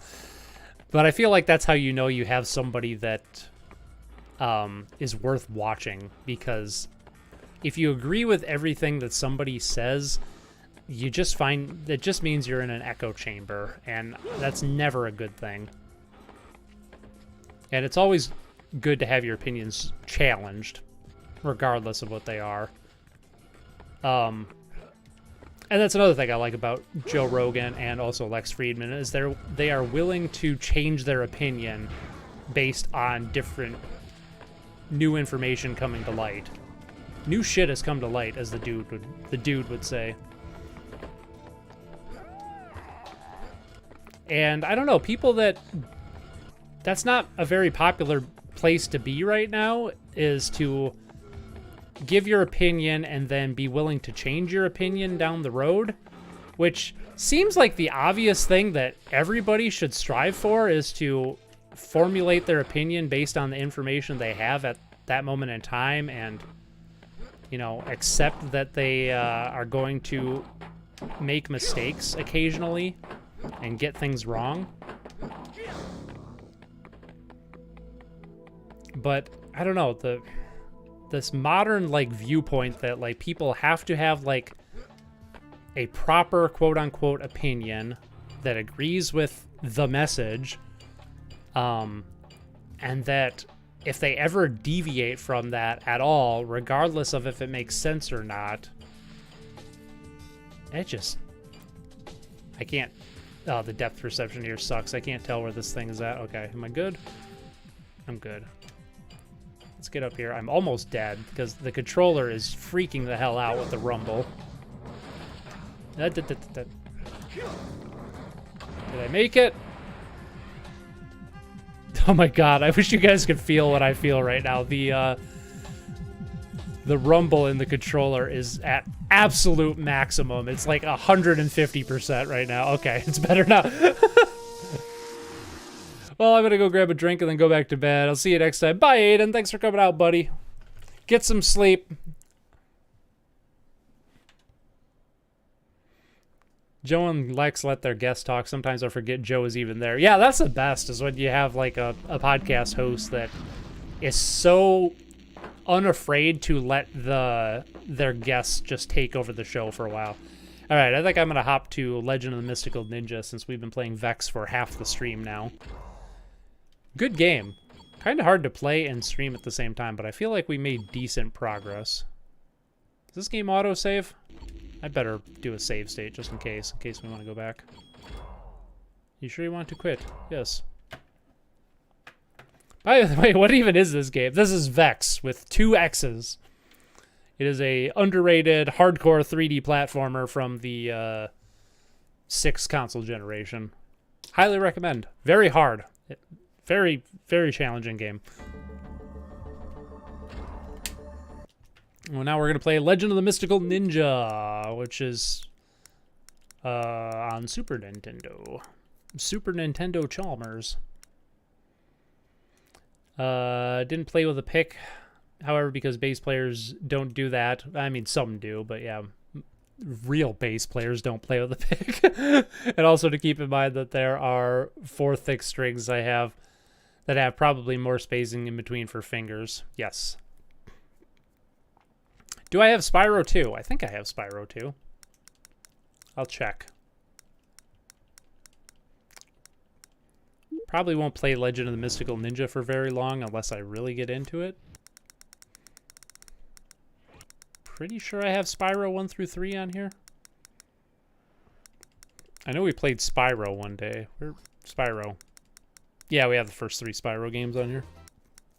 Should we play some Spyro 2 after Mystical Ninja? I'm going to put it on the list. I quite like Spyro 2. All the Spyro games. On that note, I have been playing, just started playing through Crash 2 yesterday.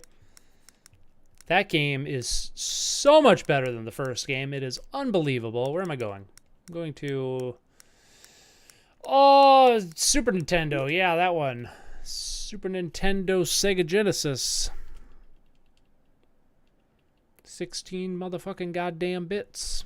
That is a song that Matt showed me that I can't remember the name of or who sings it, but it's a good song. We want the T, the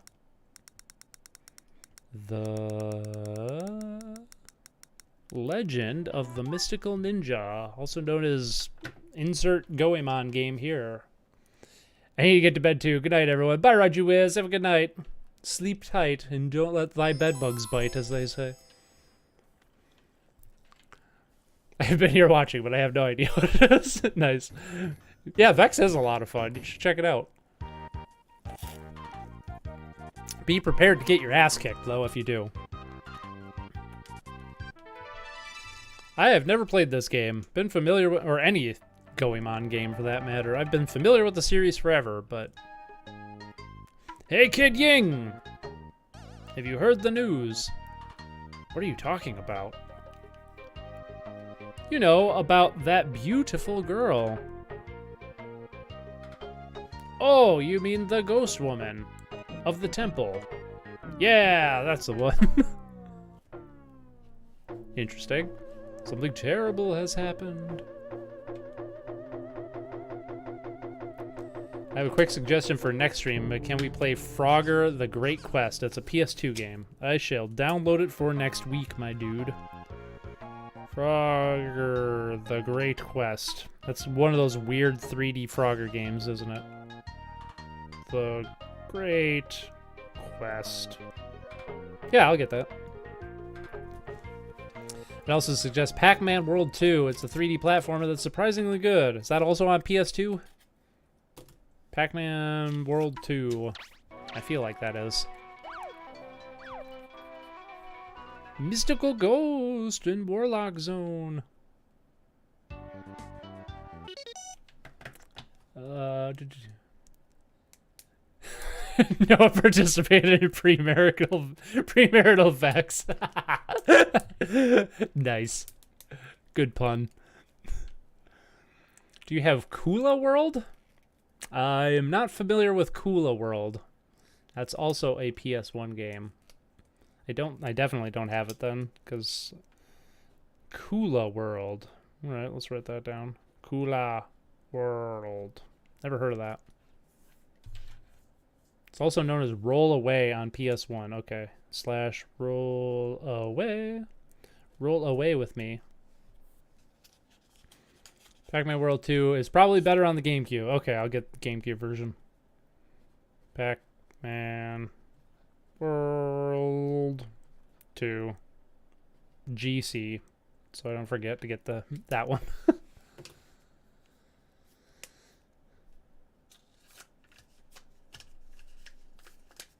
Michael Cool to Michael Cool to play Spyro 2. Yes, Michael Cool indeed. Okay. This is like a beat 'em up, right? Or something like that. Sort of beat 'em up.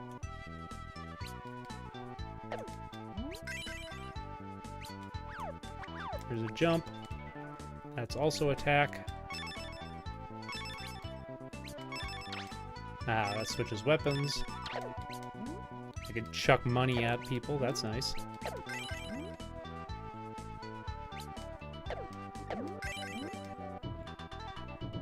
Going to the background here? Okay. A strange cloud is coming from the north. I'm scared. Ooh. It's hard to admit, but I am better at ukulele than guitar. Why is that hard to admit? Ukulele's badass.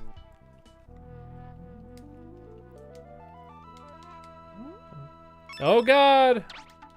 Whoa, trippy.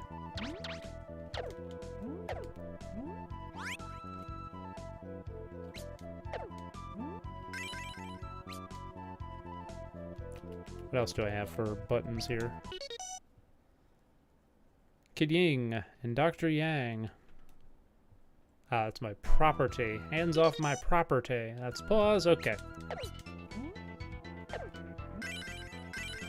This is kind of an interesting...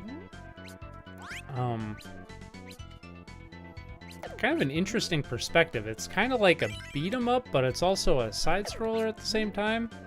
I've definitely seen other games like this before, but this, it's not a very common... Oh, now it's just a straight-up side-scroller. Okay. This is dangerous.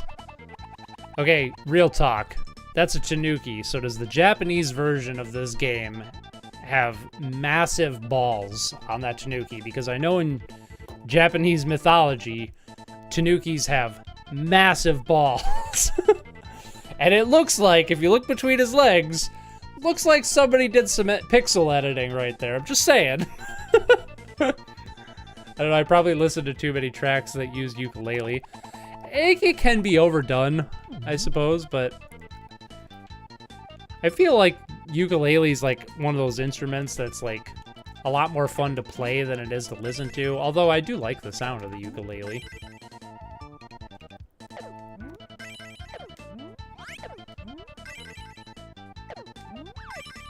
I was just praising this game for its unique perspective of being like in between a side scroller and like a beat 'em up perspective, but ow, shit, I fucked up there. But now it's just a straight up side scroller, and I'm a little disappointed. Also got hard suddenly. Why are there so many enemies everywhere? Never got too deep into ukulele. My fingers are a bit big for the average fret space, and the strumming never felt right. Also, some of the chords. I've played around with a ukulele. I don't own one, so I have very limited experience with them, but my cousin Alex has one, and he was showing me like some of the chords that you have to pull off, and man, my freaking fingers like get tied in knots even thinking about it. Granted, I have a hard time with chords like on regular guitar, which is one of the reasons I play bass. Because I don't know, my brain doesn't work that way. Jesus Christ, why are there so many enemies everywhere?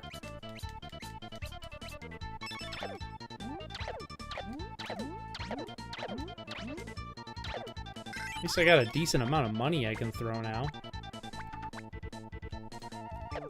There's one of them.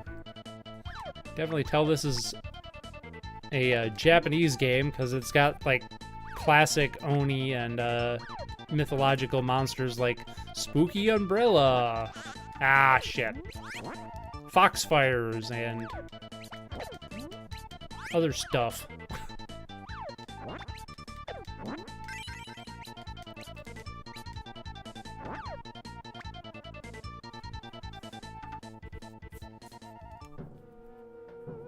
Oh, I thought you were talking about the game, not the instrument. I was confused. Oh, right, yeah. Oh, yeah, that ukulele. I played too much of that. Ow! This game's kind of brutal. Oh, you're gonna make me go through the whole fucking level again? Damn. Guitar is the most universally appealing instrument. Change my mind? Disagree. Piano.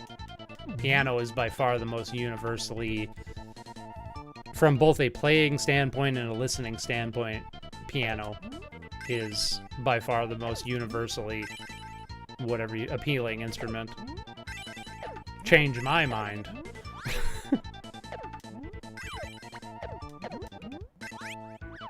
Well, actually, let's be honest here. We're only both your choice of guitar and my choice of piano, both of them are kind of Western perspective only.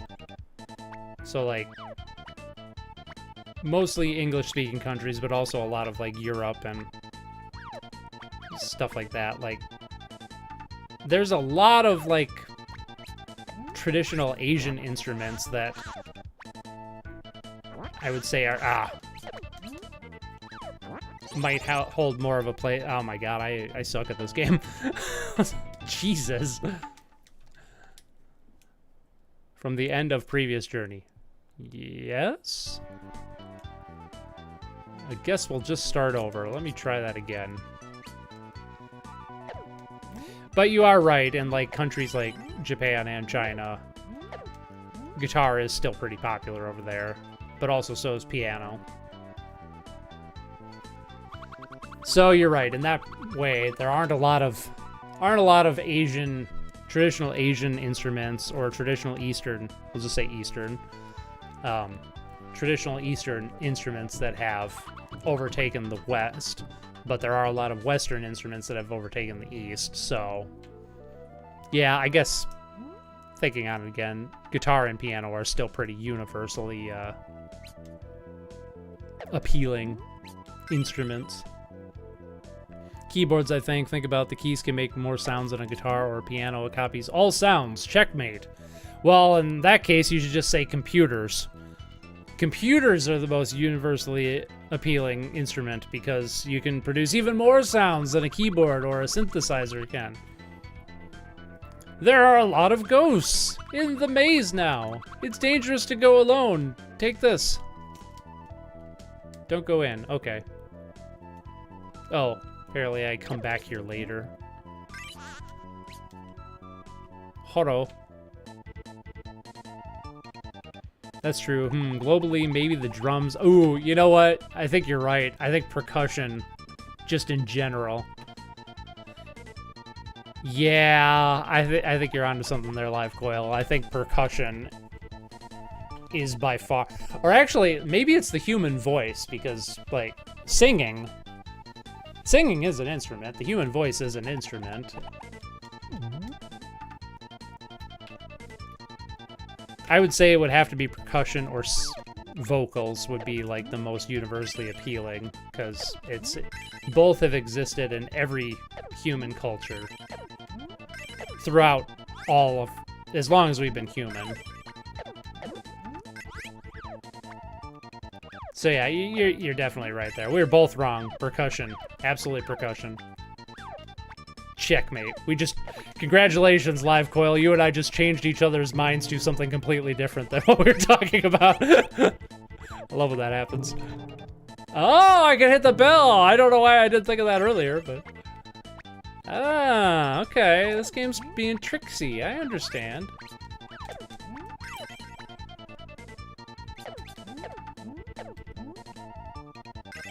I am surprised this game got a Western release with how unabashedly Japanese this is.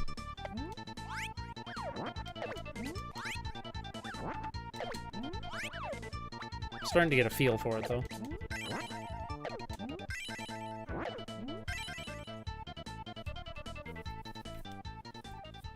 Can you also play Takashi's Challenge on the NES?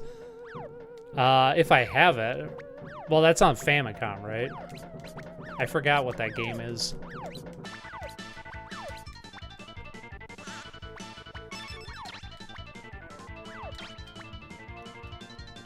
Yes, I'm gonna look that up and see if we have it next. How do I... Can I hit the plates back yet? Son of a bitch! I should have put a save state there. Raccoon dog. Elephant? Elephant? Where's the elephant? Back at the beginning of the thing? Oh. Elephant? Apparently there's an elephant here that I, don't see.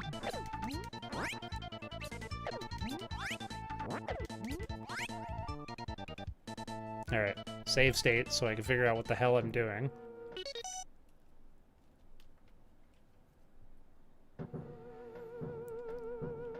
Well, I played an electric uke in music store on Friday, and I loved how funky it sounded. Nice.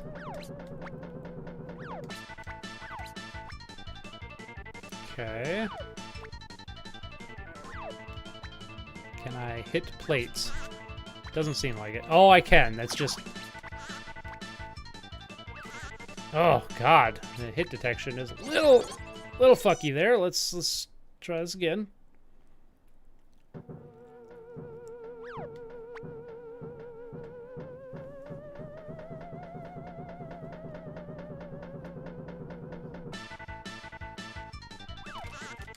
Son of a bitch.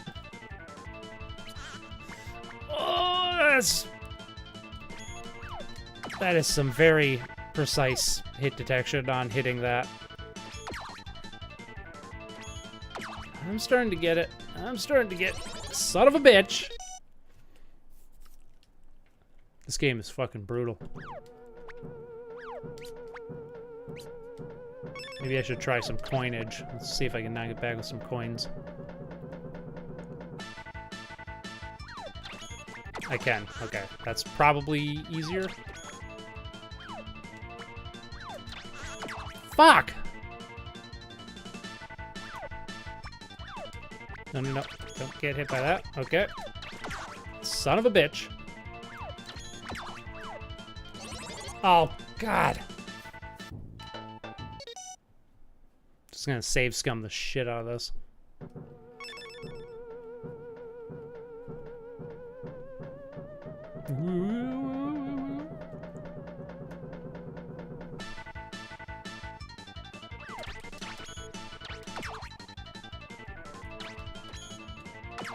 Ah, thankfully they don't hit me after I reflect them.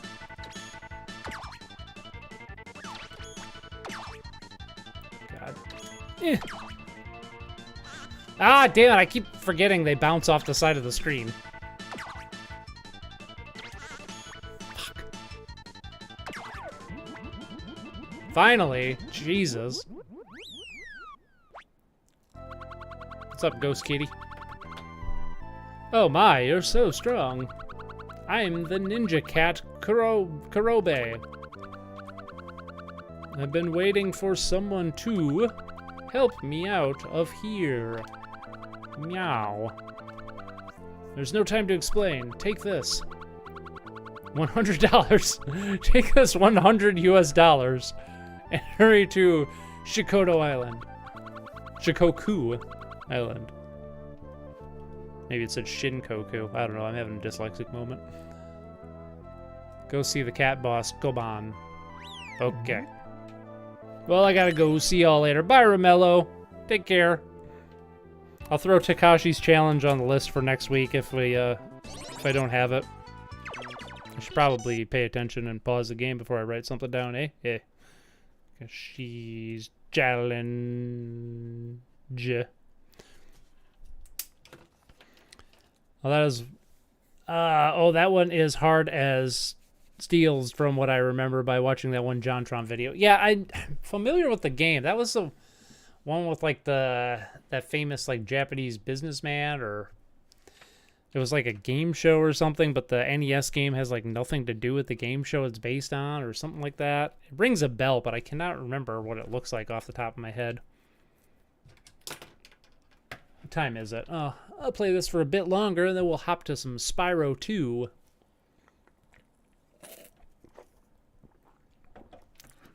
Having another certified seltzer moment here.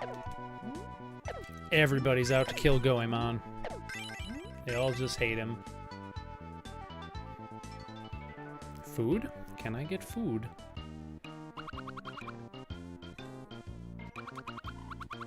Everything is delicious here.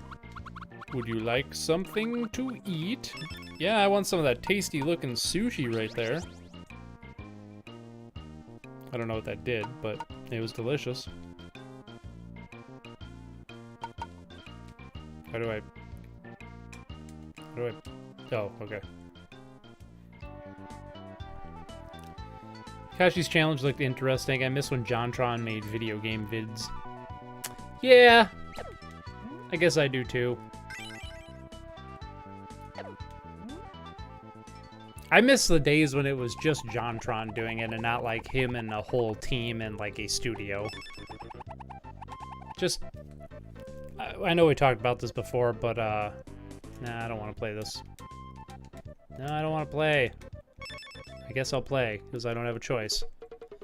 Press the corresponding buttons on your controller. Oh, God. Oh, okay, I see.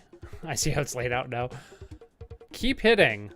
The slow course is easy, but you can get twice the score in the faster course. Ah. Yeah, I know we talked about this before, but, like, the focus on, like, insanely high production values that JonTron has kind of been chasing for the last, like, 10 years now is... I don't know, it's always kind of been off-putting to me.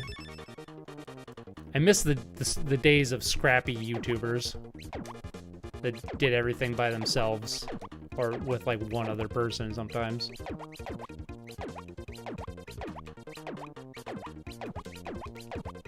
Well, this is easy. Oh, there was a different colored one. Am I not supposed to hit them? Now it's getting harder. Probably shouldn't have hit him.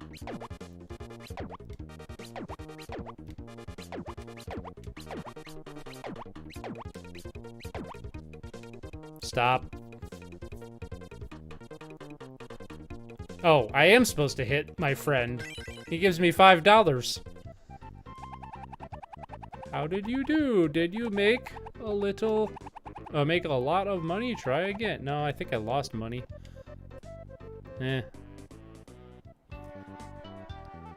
Agreed. JonTron fell hard into a trap of overproduction. Yeah. But, I mean, as I've also said before, like, if that's what he's into, like, I'd rather have... It seems like he chases high production values because that's what he is passionate about, rather than somebody chasing high production values because they want to be popular or get more views or something like that. So I can respect that, but it's not something I particularly enjoy.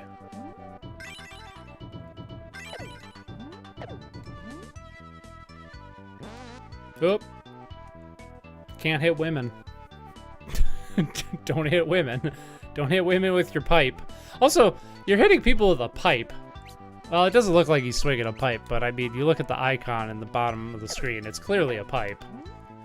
I am really surprised Nintendo didn't censor fuck the shit out of this game before bringing it to the US, allowing it on their system in the US.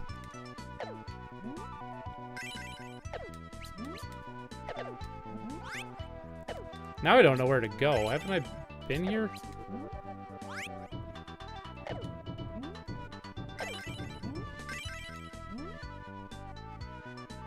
Maybe I just need to go back to the forest. Although, wasn't I supposed to, like, go to an island and find a cat king or something like that? Just keep hitting these poor residents of this row house right here. I'm not gonna lie if I say that I haven't played many video games lately, by the way. Keeping up with hobbies is so difficult. Yeah, I don't have a problem with keeping up with, well, I guess it depends on what your definition of keeping up with games is. Gaming is like the thing I do consistently, but other hobbies I wax and wane on all the time. So yes. I think I'm gonna hop to a different game. I'm getting kind of bored with this one. Not too bad. I feel like I'd enjoy it more if I sat down and played it a little more seriously. I might have to do that sometime. Let's hop to some Spyro 2, shall we? Which is arguably the best Spyro game. I mean, I kind of like Year of the Dragon more, but Year of the Dragon's got so much fluff in it. Ripto's Rage kind of has some bullshit in it too, but it's probably more consistent than the third game. I don't know. It's kind of a toss-up for me, which I think is better. I keep bouncing back and forth between games. Want to finish Metal Gear Solid 5 and start Silent Hill 2, but then Final Fantasy Pixel Remaster happened. I'm going to play all 6, and I'm on 2 right now, then maybe 7. Night Trap will never be on a Nintendo system, and years later you see it on Switch. Oh, right. No doubt.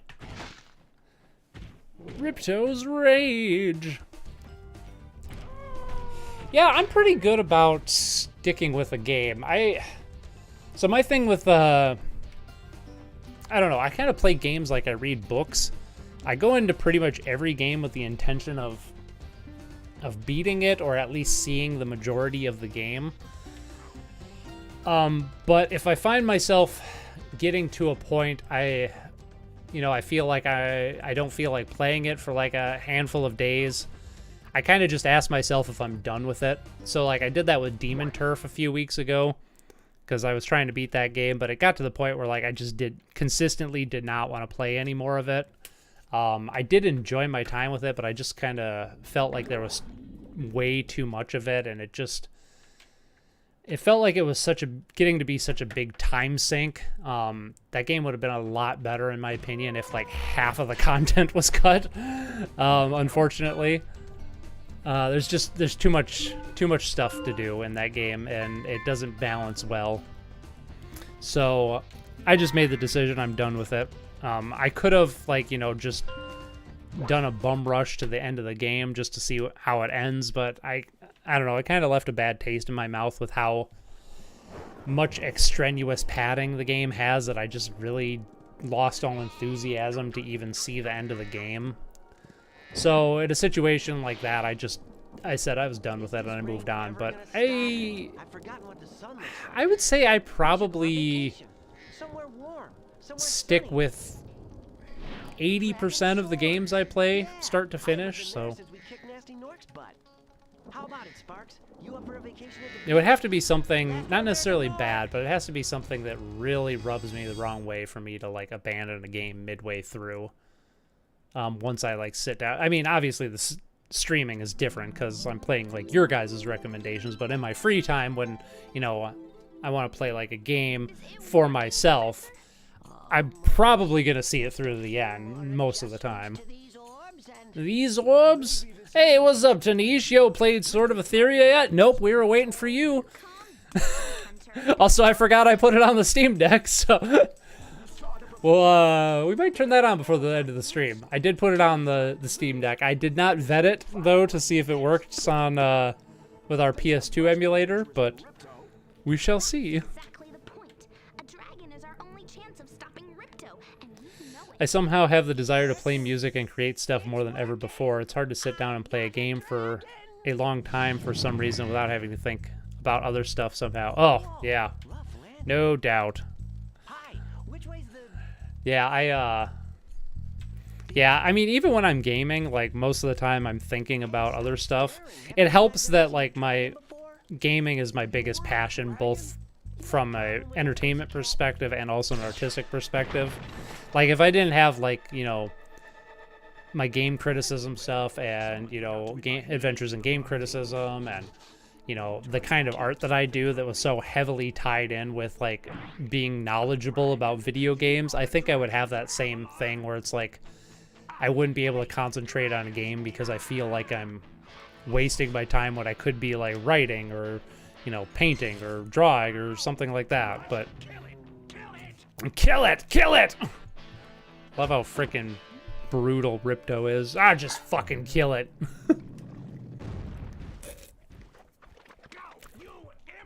But I only play games at night. I pretty much only work. I get up in the morning and I start working on my projects throughout the day, unless I have something household related that I need to take care of. Like I needed to mow the lawn and change the oil in the lawnmower and trim some trees in my yard the other day, so that I couldn't work on Adventures in Game Criticism that day, and that always bums me out when I can't work on my art all day long like I typically do. But then usually by like 4 o'clock, I'm pretty burnt out and I only have energy to give to like gaming for the rest of the day anyway. You didn't stick to Lunar. Nope, I sure didn't. And that was exact, you know, good example. Oh, I gotta do a thing here. I forgot how to do it. How do I? It's this button. I need to. Oh, I just did this yesterday with Crash 2. And you think I'd remember how to do it? I need to go to Port 1 controls. I need to change this to an analog controller. And then I need to go back out. I go to manage remap files. And I need to save game remap file, not core remap file. And now we should have analog support. Hell yeah. Okay, I actually remembered how to do it.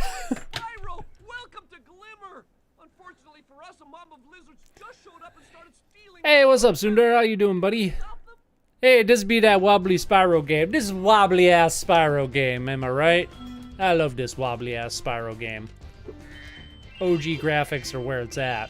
Although I do quite like the way the remake looks. The graphical remake. I gotta be careful with that. Oh, I also just realized I need to change this to active camera. Yep, I know how to Spyro. Oh yeah, that's so much better.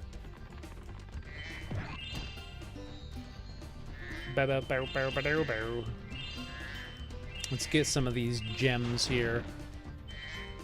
I know I'm playing Crash right now and I was just singing the praises of Crash 2, but Spyro's where it's at, man. I am all about that dragon. Although I am quite enjoying Crash 2. I'm glad that I should have just never tried to play the first game. I love the first game after beating it, but I've tried so many times to get into Crash Bandicoot, the series, by playing the first game, and I should have just skipped the first game, because the second game is so much better than the first game. It's ridiculous. It's also so much easier, too. Like, I can't believe how... It's like they set out to make, like, the most, like, tedious and frustrating game with the first game, and then also the most, like, enjoyable and laid-back time with Crash 2. Like, it's still got its challenging moments, but not like Crash 1. If you find hair in your mouth constantly, does that mean you kiss your pet too much? Probably. I have that problem. There's always cat hair in my mouth or on my lips. Can relate. But then again, there's cat hair everywhere. I always feel bad for Matt when he comes over because he's allergic to cats. And my house is plastered in cat hair. Sup, Zoe? Doing good, not eating vegetable oil for a month now. Hell yeah! Fight the good fight, brother. On that note, I just made homemade bread and homemade mayo yesterday, both without vegetable oil, because Ryan's been bringing like sub sandwiches into the house for like the last month now. And I've been just like, oh, you bastard, I want a sandwich so frickin' bad, like with some good deli meat and some lettuce and tomatoes. I'm like, that sounds so frickin' good. But, of course, you go to like Subway or something and everything's got vegetable oil in it, and mayo is like mostly soybean oil. So I'm like, fuck, if I want a sandwich, I'm going to have to make my homemade bread, and I'm going to have to make homemade mayo with like, and substitute oil for butter. So I did, and it was delicious.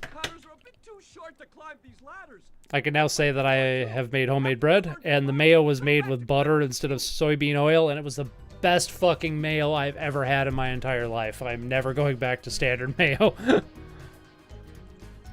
You answered poorly. You can never kiss your pet too much. I might have been being a little facetious there. Must be the dragon everyone is talking about. Well, I agree that you can never kiss your pet too much. It is impossible. Pets deserve lovin' and all the lovin's. Oh, money bags, you lovable asshole. Thank you, Mr. Dragon. Spyro, I'm gonna go now. I have to work tomorrow. See you guys.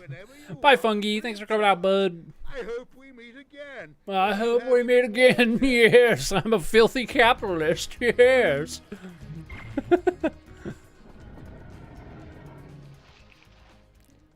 I need to make some butter mayo. That sounds amazing. Yes, it is. It was...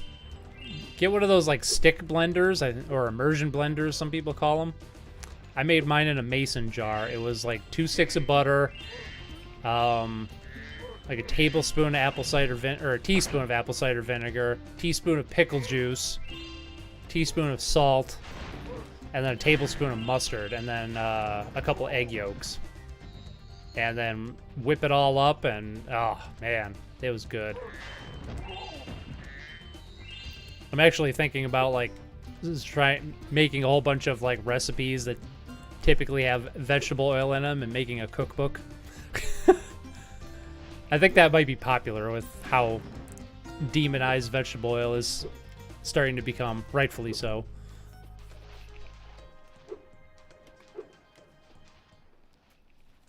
Although they say you should never have your first book be a cookbook. That's just like a well-known thing in the industry. Like if you want to do a cookbook, you should publish something else first, because otherwise publishers won't take you seriously or something like that. It's like a well-known phenomenon in the publishing world that it's hard to publish a novel if you've already published a cookbook. The fact that there's a rule of thumb for that means there's probably a grain of truth to that. Butter mayo sounds the least healthy thing on the planet. You looking to pack on to pounds back on, Noah? All right, have I not explained to you... I hope you're being facetious there, Live Coil. Let me educate you. Saturated fat will not make you fat unless you're also eating it with sugar. You can have all the butter in the world. As long as you are not consuming carbs with it, you will not gain a pound. I mean, maybe if you like overdo it and have like 8,000 calories a day. But when you eat saturated fat, your body produces proper hormone production, and your metabolism is regulated properly, and your body produces these things called ketones, which you use as fuel instead of glucose. So yeah, I eat a shit ton of butter and a shit ton of fat, and that's how I lost 100 pounds. So I will not be packing on the pounds with butter mayo. I will, if anything, be losing weight with butter mayo as opposed to vegetable oil sugar mayo. Oh yes, I need to eat this rock. Now I must shoot it.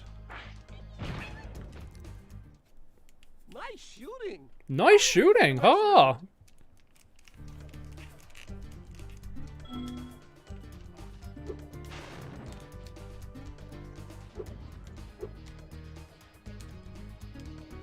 Oh yeah, I was gonna say, do I have the triangle hop-up thing yet? I think I do. Yes. No. Wait. Is that only in the third game where you get a little extra height with the triangle?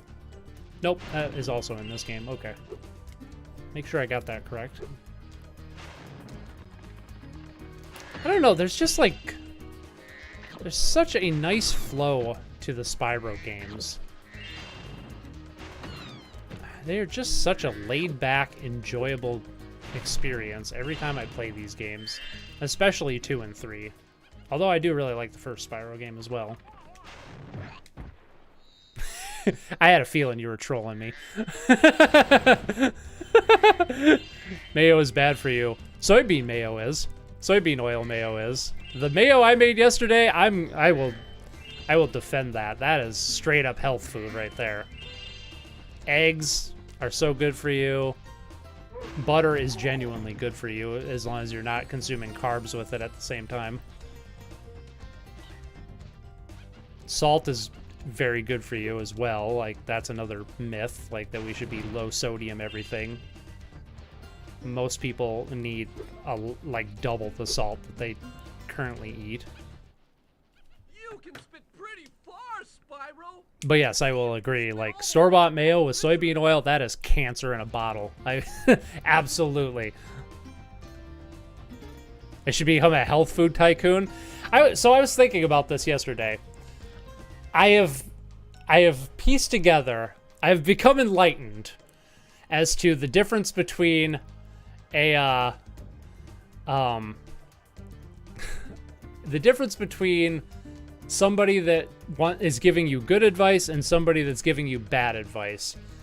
And I feel like it's a pretty strong rule of thumb that if somebody is telling you that you need to add something to your life to make it better, they're probably giving you bad advice. But if somebody's telling you you need to take something away from your life or out of your life, they're probably giving you good advice. So I think like when you said like you should become a health food tycoon, I think that would be impossible for me to be because there's nothing I could sell except maybe like a cookbook. Because I feel like, I feel like there's some good like protein shakes out there, but you don't really need them if you're eating the right foods overall. You should just be eating healthier, and you don't need to buy like, I don't know, you don't need to buy like a course to get good information. I feel like that's unethical to like hide good information behind a paywall, and most of the time stuff that's hidden behind a paywall is bad information anyway, so I don't feel like you could become a quote-unquote health food tycoon by giving people good advice, because the good advice is all about like taking stuff out of your life that's bad for you, like sugar and carbs and vegetable oil. It's not like, buy this supplement, it will make you better. Now, I'm not saying there aren't good supplements out there. I'm sure there are a few, but most of them are snake oil.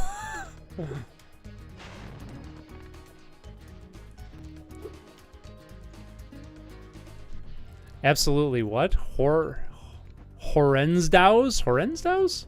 Absolutely Horrensdaus. Unless you make it yourself, yes. I'm finding that out, is like, if you want good food, it doesn't so matter. I tend to lean more towards like the carnivore thing, because I feel like that's what my body feels best on. Like, I didn't feel like terrible after like the sandwich I made and the homemade bread, but I definitely felt more sluggish than I typically do when I'm normally eating just meat, or mostly meat. Where'd that guy go? Oh. Did he run this way? He must have ran this way. But I think the secret is, like, you know, surprise, surprise, just stop eating processed garbage. Eat, like, real food, like, stuff that has, like, less than, like, 2 ingredients in it, or maybe, like, 4 in this case. The bread I made had 4 ingredients in it. Flour, salt, water, and yeast. Where'd that guy go? I need to, nope, you're the other guy.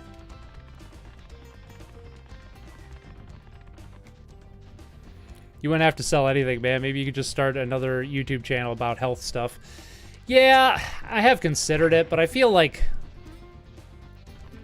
I don't know, most of what I've, like, oh, he's got to be, like, right over here.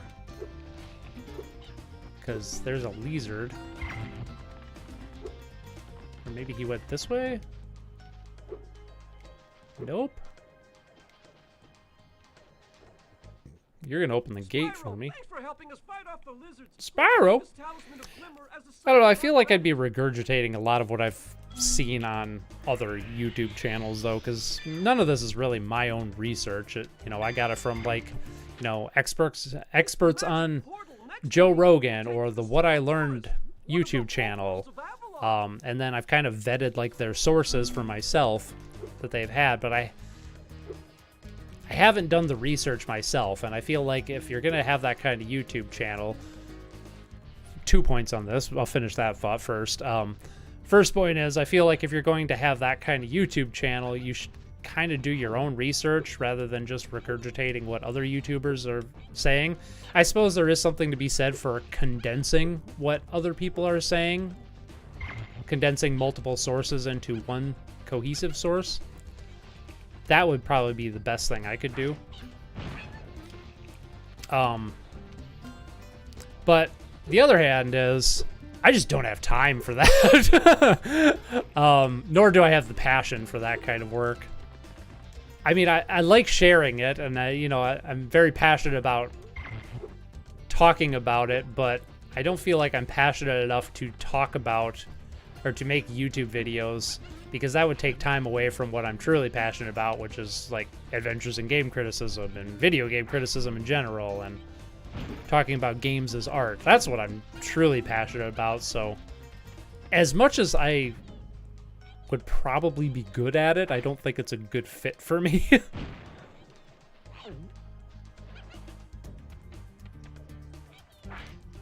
Boing.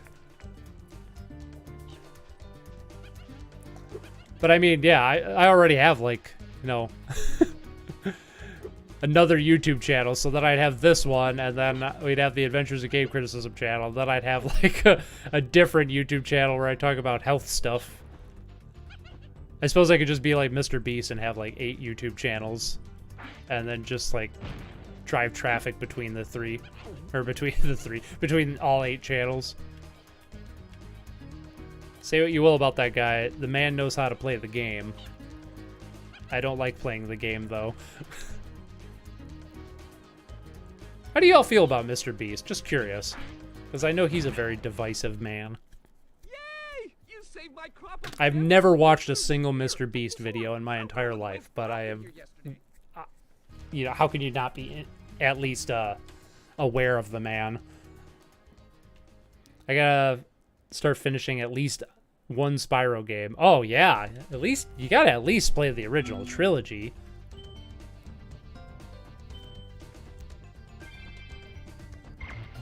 So let's talk about modding and its very strange restrictions nowadays. What do you mean by restrictions?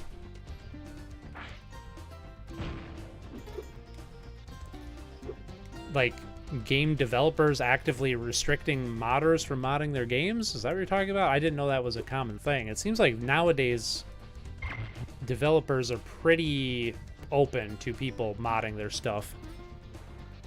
Fair.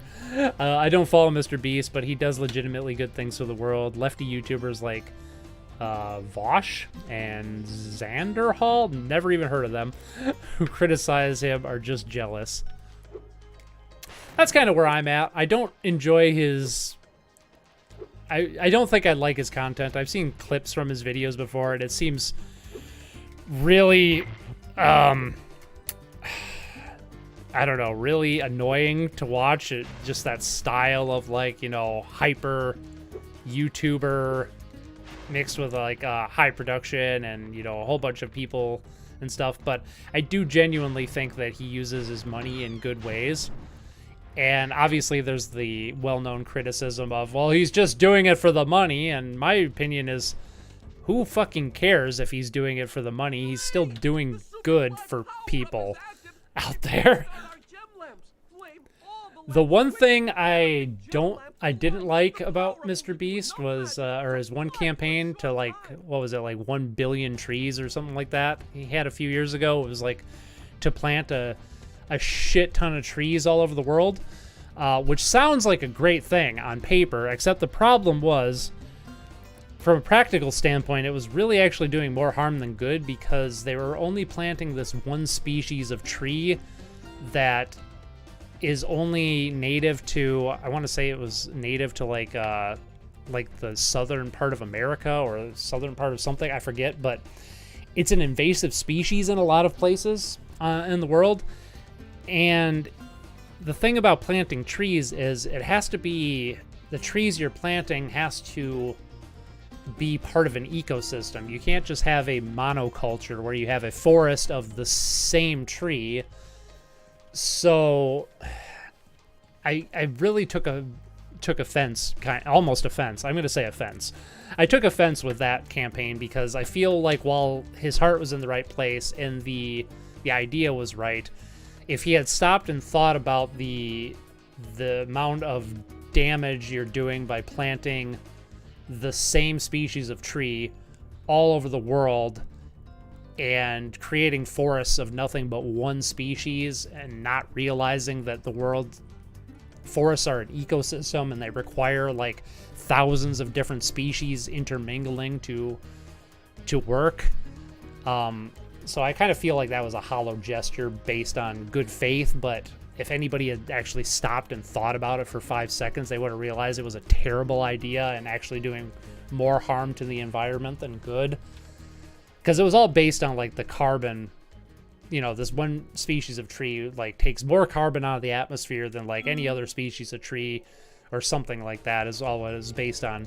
Which, you know, again, sounds great, but, you know, the practical standpoint of it is that you're destroying ecosystems to plant this one tree to take out more carbon, and by destroying these ecosystems to plant a tree, you're releasing more carbon from the soil and the earth to put up carbon stuff. I don't know. It's kind of like the same problem I have with like a lot of electric vehicles. They sound great on paper, but their production actually costs more energy than they actually save by people driving them. Which would be fine if people drove an electric car for like about 15 years. The energy costs would absolutely offset themselves. But this current environment we're in, where people have to get a new car every like 3 or 4 years, completely defeats that purpose. So right now the electric car industry is actually doing more harm to the environment than well, maybe not more. It's certainly not helping, is what I'm getting at. Maybe not doing more harm than fossil fuel cars, but about the same. And that's not even taking into consideration like cobalt mining, which is an absolute like slave labor market, because cobalt is only mined from this one part of like the Congo, and it's all slave labor, and everybody knows it's slave labor. And you need a shit ton of cobalt to make batteries for electric cars, but all these car companies say that they're, you know, eco-friendly and humanitarian organizations and stuff like that, but they're quite literally paying slavers to get their cobalt to make their shit, and it drives me insane that people don't think about the practicality standpoint when it comes to environmentalism like this. That was a tangent.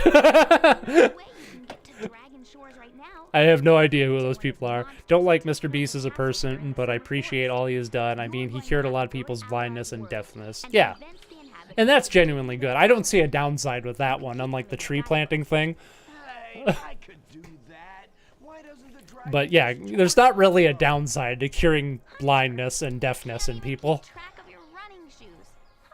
Yes, who cares? Doesn't matter how or why. Thanks to Mr. Beast, 1,000 blind people can now see. Ends justify the means.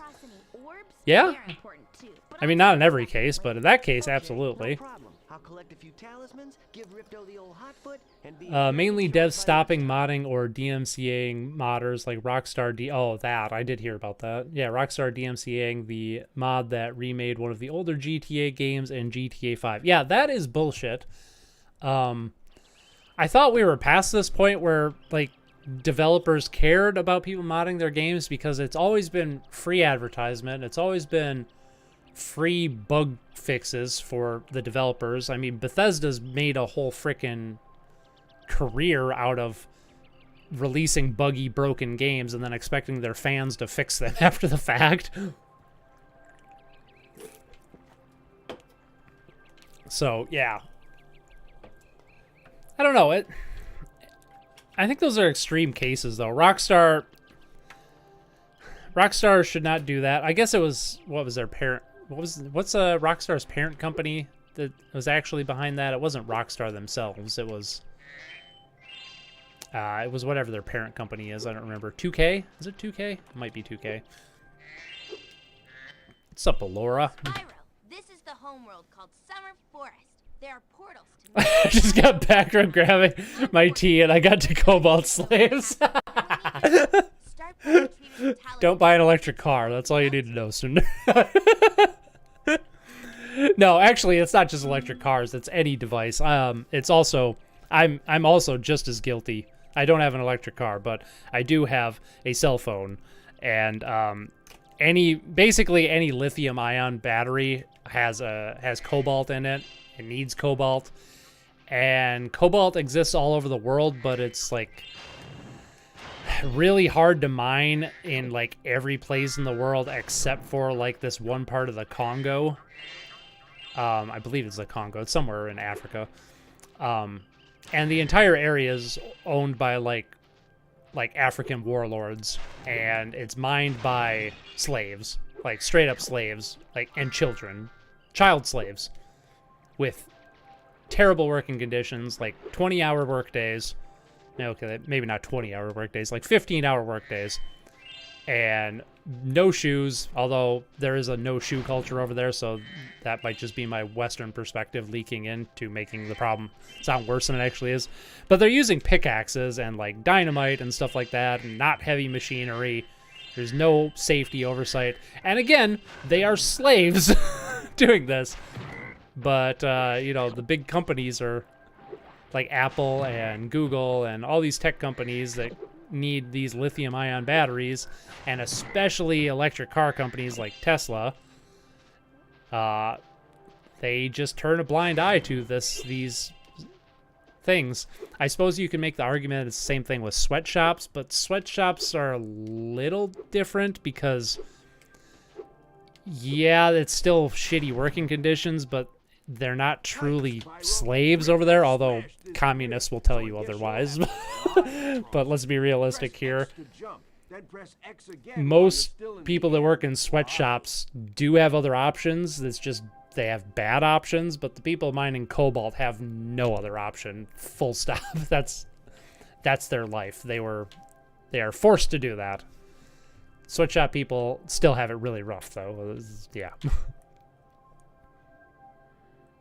Take-Two, thank you. I could not think of the parent company of Rockstar. Take-Two. It takes two, baby. Oop, oop. I'm fucking up my skis over here. There we go. I hate that companies can do this to modders, especially considering that modding extends the lifespan of a game. Oh yeah, absolutely. Drastically in some cases. Do you think Daggerfall would still have such a massive cult following if it wasn't for mods. In fact, Daggerfall is probably more popular than it's ever been because of Daggerfall. Oh, excuse me. Because of Daggerfall Unity and the massive modding scene. Same thing with Morrowind. Like, I like playing Morrowind stock. I like playing Daggerfall stock because I'm not personally into mods because my enjoyment of games comes from their, not the game itself, but like the artistry behind the game, I suppose. So I don't jive on mods, but I fully support the modding of games, and the increasing the lifespan of a game is absolutely part of that. But see, that's the problem, is that Rockstar and maybe Rockstar, I don't know, I'm gonna loop, let's assume Rockstar actually agrees with Take-Two and also hates mods. I know there's some people that say that, like, it's not Rockstar that cares about mods, it's only Take-Two, but let's be real, Rockstar is a big AAA company too, so I don't think they genuinely give a shit about their fans. I'm sure some people at the company do, but as a company, the company as a whole absolutely does not care about the end user. So, what were we saying? Oh, so the fact that, like, you're extending the life of a game by modding it is exactly what they don't want, because they want you to forget about GTA 5 as soon as GTA 6 comes out. They don't want you to go back and play the first 3 games, or, you know, first 4 games, whatever. Because, and if they do, it's only to sell you the idea of them. That's why, like, the GTA collection that came out recently was such a disaster, because they didn't actually give a shit. They knew that they could sell it on nostalgia alone, and that was all they wanted at the end of the day. They just wanted to make a quick buck. They wanted to, you know, give the perception that they cared about their fans. Hi, Spyro. You look like you're pretty agile. You look like you're pretty agile. See if you can get up this first step. Press X and hold it down. I think in my review of this game years ago, I talked about how much I hated Hunter in this game, but he has definitely grown on me over the years. Not bad. Now to make this Not next bad. jump, you'll have to glide. Press X to jump, then press X again. Resident at Evil the 4's top of your lifespan was jump to definitely get the extended because of the maximum HD glide mod. distance. Yep. The only DMCA that I can justify is when Capcom DMCA'd one mod, and that was only because they hired them to work on the Resident Evil 2 make. Like, they hired the modder to do that, and they were already modding the game? Is that what was going on in that situation? Not quite sure what you're referring to there. Oh, all I know is that my leg is cramping again like it was last week. I'll just sit sideways like a boss over here. Let me do that so I can stretch my legs out. Yeah, all right. Now we got the... Oh, now I can see that it's raining outside. Nice. Oh, what is that, Hunter? I can jump and then glide? Whoa. Now try to do a hover. Now try to do a hover. Start talking to my kids like Hunter. Very good. I'm gonna have to make some harder challenges. Good. Now for the hard He just said very good. Nice. Press X to jump, son. You gotta jump, glide, and hover. But I could just jump over there. Jesus.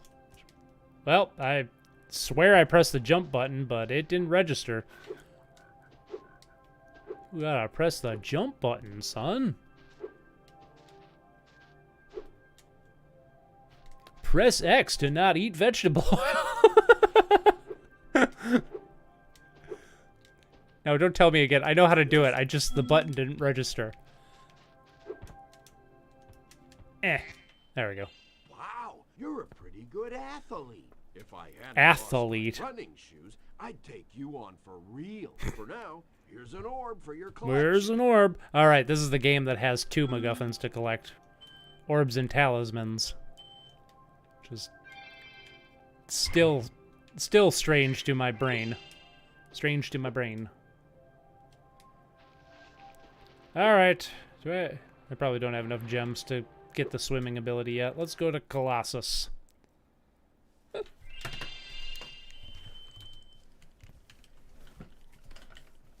Oh, there. My leg's not cramping anymore. I can get back to a proper gaming position now. Why? I love these cutscenes.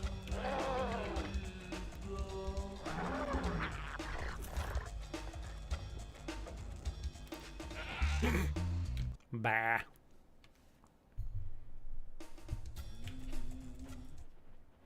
A Yeti has been rampaging A Yeti. around our home, but we've managed to trap him by shutting all the doors. If you talk to the other brothers, they will open the gates and guide you to him. Okay. I'm gonna have to play some more Crash 2 tonight, I think. It's amazing how, like, Crash and Spyro seem like they're part of the same series, but they're not. Like, they just complement each other so well. Ba-doo-doo-boo-doo. Well, my buddy was the art director on the Resident Evil 2 remake. Oh, nice. They actually got themselves a proper Sony reference monitor to color grade the game. Hell yeah. I bet that cost a pretty penny. I've been wanting to get a reference monitor for my own color grading in my videos for years, but even a cheap one is like $1,000. I should be able to open this door for you. Okay. Concentrate. Why?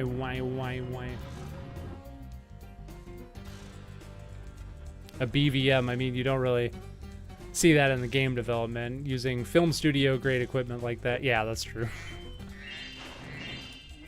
Still, that's rad as hell. I would love some equipment like that. Someday. Are these statues evil? There's some evil statues in this level, right? I want to say that. I want to say yes.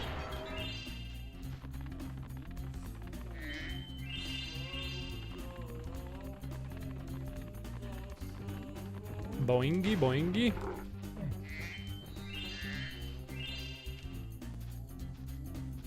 You know, maybe you know the answer to this, Sunder, but do they, like, how do games get color graded? Do they color grade, like, just, are you just talking about the cutscenes, or do you, like, color grade, like a scene to, like, because, like, games are, like, made with individual assets, unlike a video. So do you have to, like, place, like, say, these enemies are going to be in this scene? So do you have to, like, match, like, the lighting and the color grading on the video itself? Or I'm not quite sure how color grading would work in a video game setting. I suppose it all depends on what the scene of the game engine is, with my limited knowledge of game development. Wish I'd grown up with Spyro. I rented one of the PS2 games. I'm sorry. As an older kid, but my older brother didn't have any of the PS1 games when I was little. I'm sorry you rented one of the PS2 Spyro games. Some people swear by A Hero's Tale, but I did not like that game.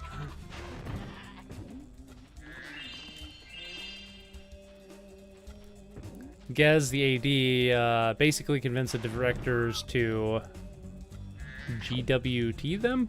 I don't know what that means. Oh, get them. I think they had 2 at the time. I'm sure they got more now. Nice. Oh, well, you can color grade via a render stack. It's a lot easier. Oh, okay. I think I understand. So it's kind of like your render stack is basically like the things that are going to be loaded It will release a spirit particle.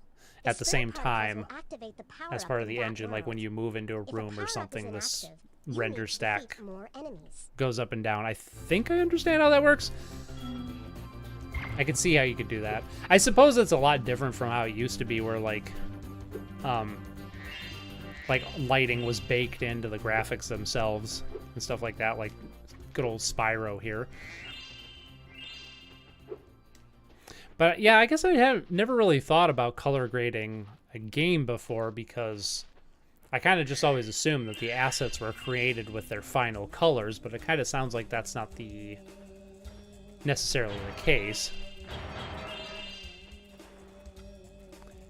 Yeah, I remember not liking the PS2 game I rented, whatever it was. Well, it would have had to been Enter the Dragonfly, or Enter the Dragon. Yeah, on the post-processing level, which is done in real time. Okay, I see what you're saying. Gotcha. So it's more like you're giving a set of instructions for what the game is going to render when the player plays it. I think I understand. Are you an evil statue? Pretty sure there's evil statues in this level.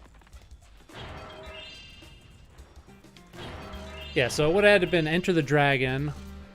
Or is it Enter the Dragonfly? I can't remember the name of that game. It's a shitty game. Shitty, unfinished game. Or it would have been A Hero's Tale. Or it could have been one of the Legend of Spyro. Well, it could have been Legend of Spyro, A New Beginning, or Legend of Spyro, Eternal Night, because I don't think Dawn of the Dragon was ever on PS2. So yeah, they're all bad.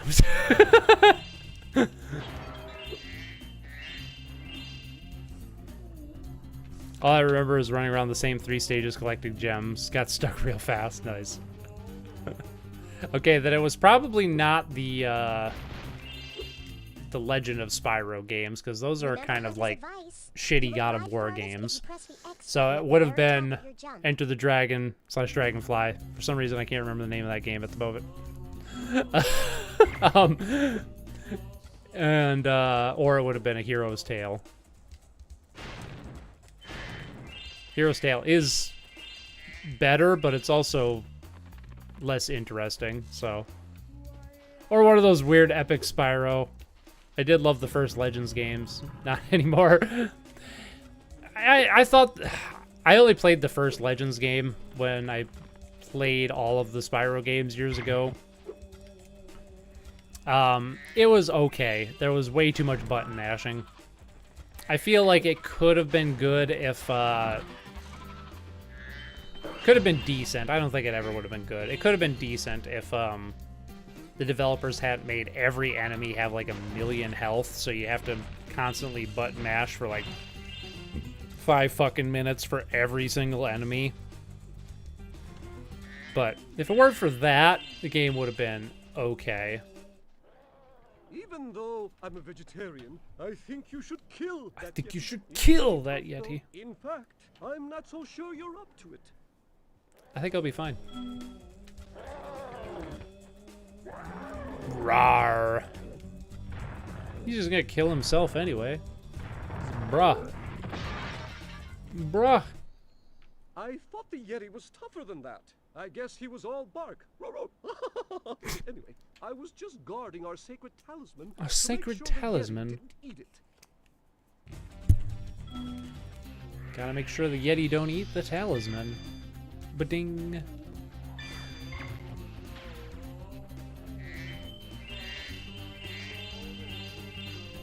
Good old wobbly ass Spyro. Just want to add that a lot of studios do use color profiles like Ace's, so they are pretty much coming from film. Why games still don't have a color grader, I have no idea. Game studios, I mean. Ah. Huh. Interesting. I knew what you meant when you said studios. So got my game mode here. My game brain. I got my game brain on.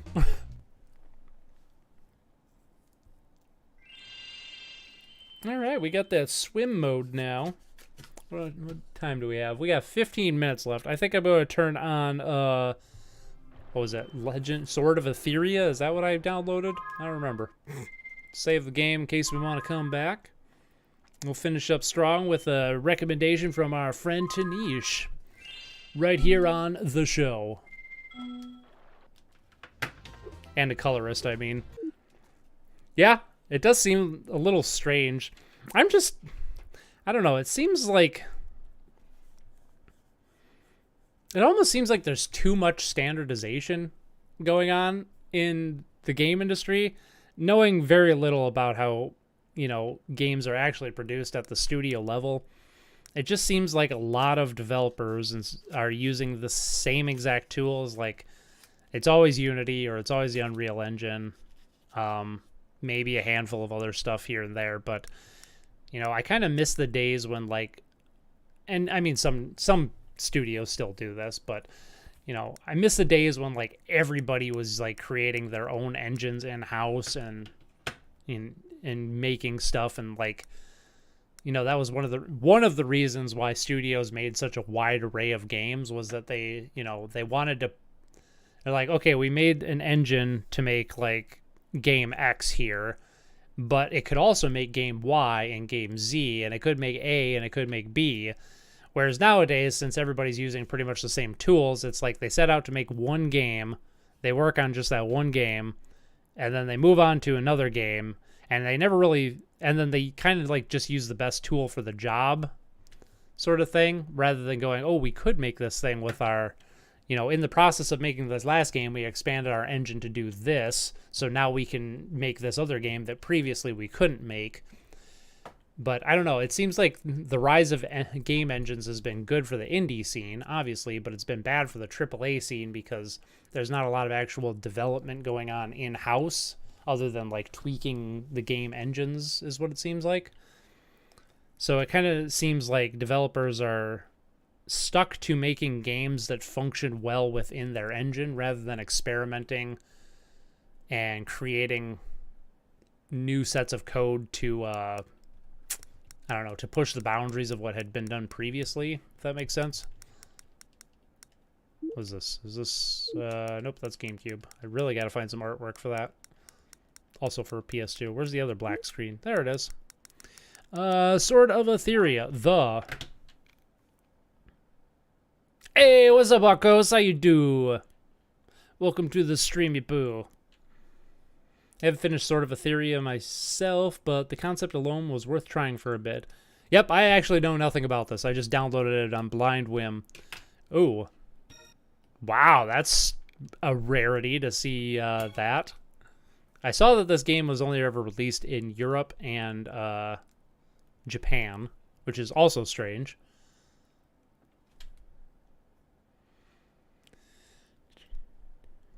I mean, they are great tools. Also, making your own engine from scratch is a huge undertaking.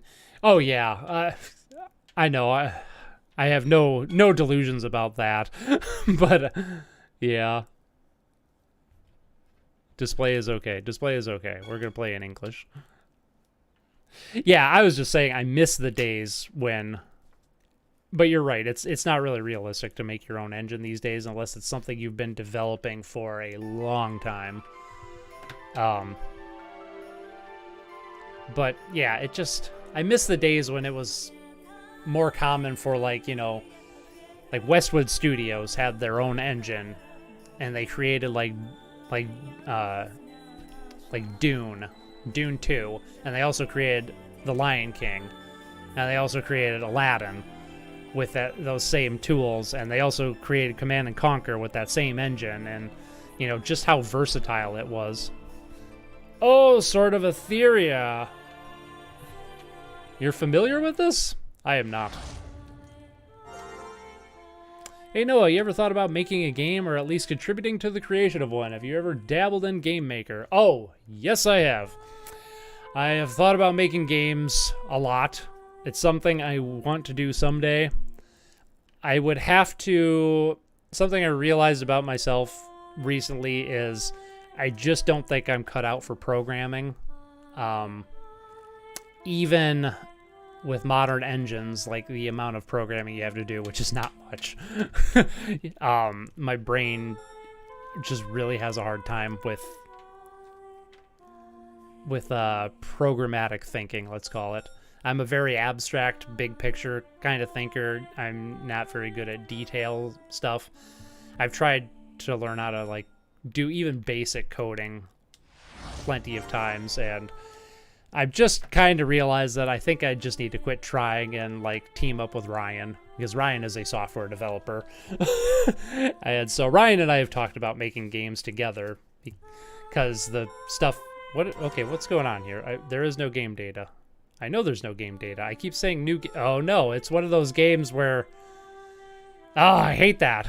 It's one of those games where they use the white and yellow interface, and you can't tell which game. I guess it's blinking. I'll give you that. Okay. Story mode. Let's do this. So yeah, someday I would like to make a game. Long story short, I have dabbled with Game Maker. I always felt constrained because of my lack of programming skills. I know you can make games without programming, but I would always inevitably run into a situation where there's no way to do what I want to do without coding, and then I'd stop. Part of that's probably the fact that I've played too many fucking games, so there is no making a basic game. It would have to be something new and innovative. I would have to make an innovative game, and that requires programming, regardless of what tool you're using. So yeah. Anyone else think the AAA industry should change how physical medium is released? Because the disc itself is useless, and you need so many patches at launch. Like, I think digital should release first, then they should release a physical release way later. I think that'd be a good way to do it. Seems like Livecoil agrees. Physical releases should be definitive editions of whatever games. Yes, I absolutely agree. I'm kind of the opinion that I can't believe I'm saying this because I love physical media, but the harsh reality is it's dead. And I feel like rather than focusing on making physical media better than what it currently is, we should focus on making digital ownership of games better than what it currently is. Steam is probably doing it the best, but I feel like they could be a little better in terms of like giving the player, you know, and the reason Steam's doing it well is because they don't change their servers every like 5 years like a console manufacturer does. So like losing access to your, you know, your library of Wii shop titles back in the day, that was bullshit. And then Nintendo did it again with the Wii U going into the Switch or the 3DS. Like, at least when you buy a game on Steam, you're always going to have that game. It might not always run on your future hardware, but you could always install Steam on like older hardware. But then again, Steam did just recently announce that they would no longer be supporting Windows 7 and Windows 8. So it's very likely that someday games in your Steam library will be unplayable through Steam because you won't be able to get Steam on older hardware, and the games might not be playable on newer hardware. So even Steam could work a little better, but I don't know. I do like the idea of no, our orders were just to dispose of the thing, same as always, but you know, I'm kind of half paying attention to this. I should probably read some of this. There might be important information in here. But I do like the idea of, you know, releasing a game digitally first, and then after all the major patches have come out, release a physical version of the game that has all the patches and has the entire game on the disc. But that might be asking too much too, because people,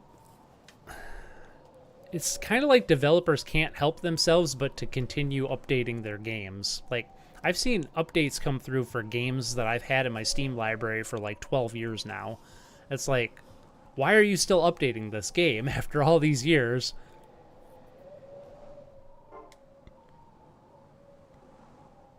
Even more than the gods. That's blasphemy. Whatever. All I know is if they call out Oz, it must be a pretty tough customer. I feel like this is all story, and I don't need to care about it. Man, I too miss the days of games being games at release. Yeah, no shit. Yeah, programming immediately turned me off of making games when I was a kid. Coding is probably the worst thing ever. It is for my brain, I think. It's not so much the... I'm just going to skip this, so I can't. All right. Time to button mash and see what's going on. All right, now we're in business. Let's fight some stuff. That's called the definitive edition.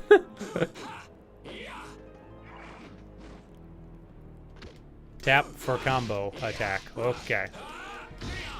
Janice, you really like these kind of games, don't you? This is the third one of these you've recommended. Where it's like a, I don't know, what do you call it? Character action game? Devil May Cry type game?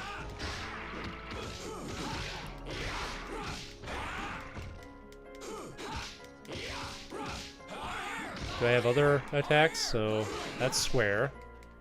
That jumps. That's a sort of dash or something. I kind of like the idea of having buddies with you. That's a good idea. I like the character portraits. They're okay. They're very Castlevania-y. Yeah, I like that. You know I like them action games.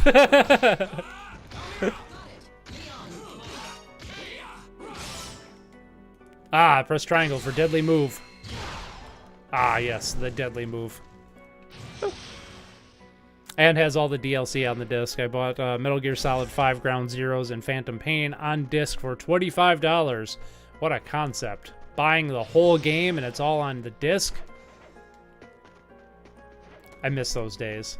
Yeah, it's gotten to the point where like I don't even buy physical copies of games anymore because there's not like any purpose to it.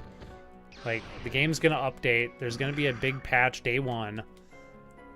The disc itself, ooh, I like the yeah, I like those character portraits. Maybe I am a furry. Damn. Let's clean these guys up. All right. Press triangle for deadly move. Ooh, nice.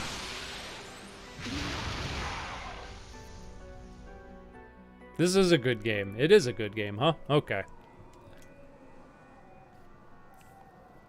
I have never heard of this. Is this based on something? Or... Damn! She kind of got like a Warframe vibe going on there.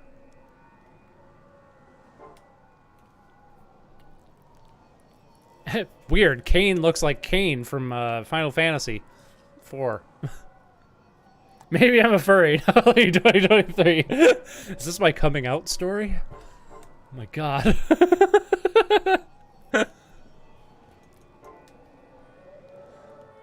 Sonic Discord pours in.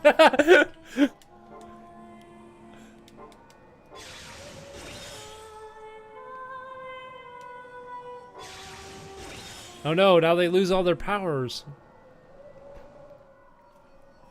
I bet physical games mainly because they can be cheaper to buy, but also EB Games has a 2-week return policy if you don't like it. You still have an EB Games in Australia? What? I thought EB Games was dead, bruh. Just think of that. Yeah, Kane does look like Kane. 10 bucks says Noah next week we'll be talking about how cute Amy Rose is. I mean, her first character design I thought was pretty cute. I do not like her modern design. I think she looks too generic furry girl. I don't think I'm a furry because I don't find Amy Rose cute anymore. Yeah, right? EB Games is still around? What? Next week, I'm just going to show up in a fursuit and not say a word.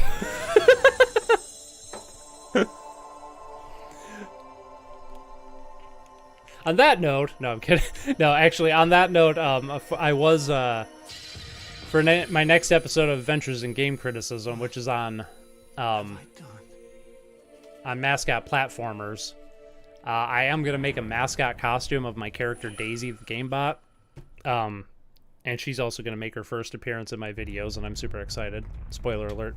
But I'm going to make a mascot costume of her, And so I've been looking up like how people make like mascot costumes, and long story short, YouTube has been recommending me fursuit videos for the last month now because apparently making a mascot costume is not a very common thing, but making a fursuit sure is.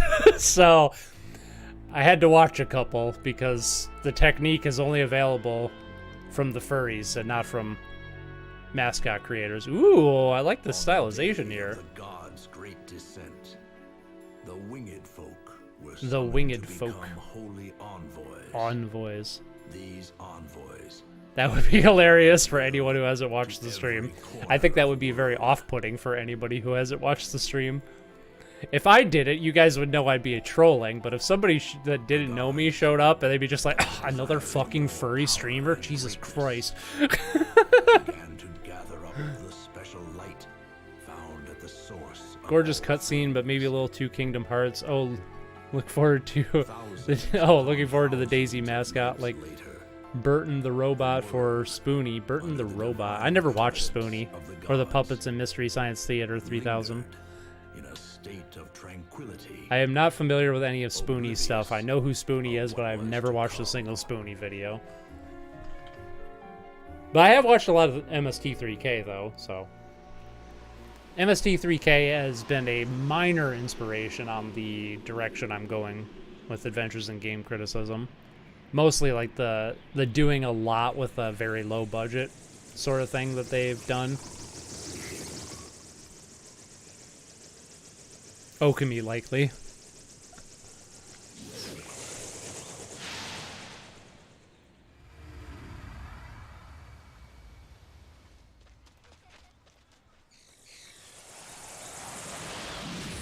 This already has too many cutscenes for my taste, but I suppose that's just kind of this generation of games, so you know. Somebody needs to make a Daisy / Burnbach fanfic. Ah, that's my one dream someday. Oh yeah, check my avatar. Check your avatar? Like the one you got right now? I can't see it, it's too small. Save data. Oh, I guess it's past stream time. I'll play for a little bit longer. We didn't just kind of dove into this. We're having a slightly extended stream today.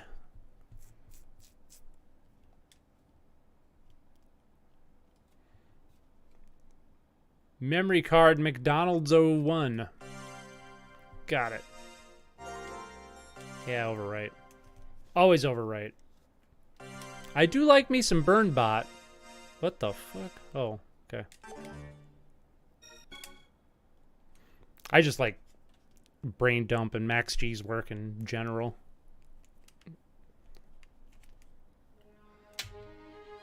Johnny? Johnny, I don't care. What is your avatar anyway? I can't see what's on your avatar there, Sundar. It's too small on my screen. I'll have to zoom in later on.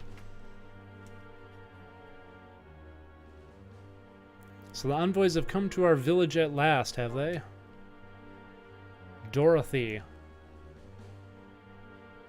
I don't know. I'm skipping so we can play some game. This game has not convinced me that I should care about the story just yet.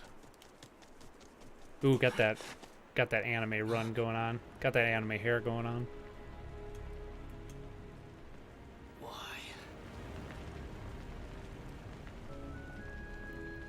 Oh, so many cutscenes. Sorry. Well, holding R1, keep facing the enemy. Okay. Holding R1, keep facing the enemy.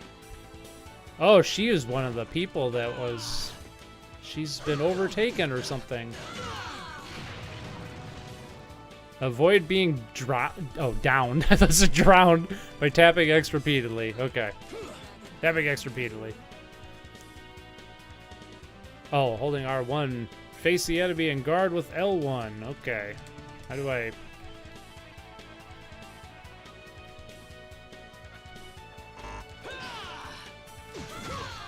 Jesus.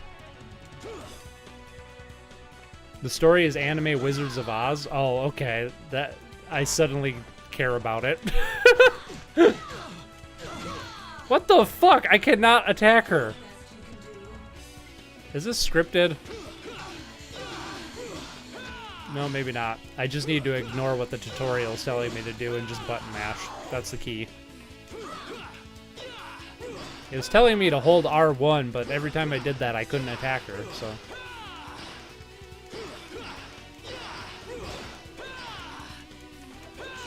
Although R1 seems to be the lock-on. Jesus! Okay, R1 is lock-on. Didn't seem to be working like I wanted earlier.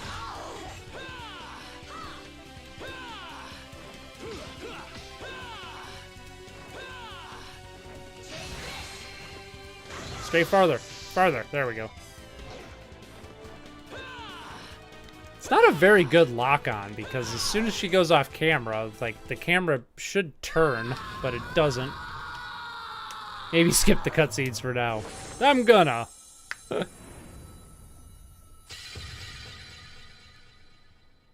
I mean, I'll give him a few seconds just to see, but...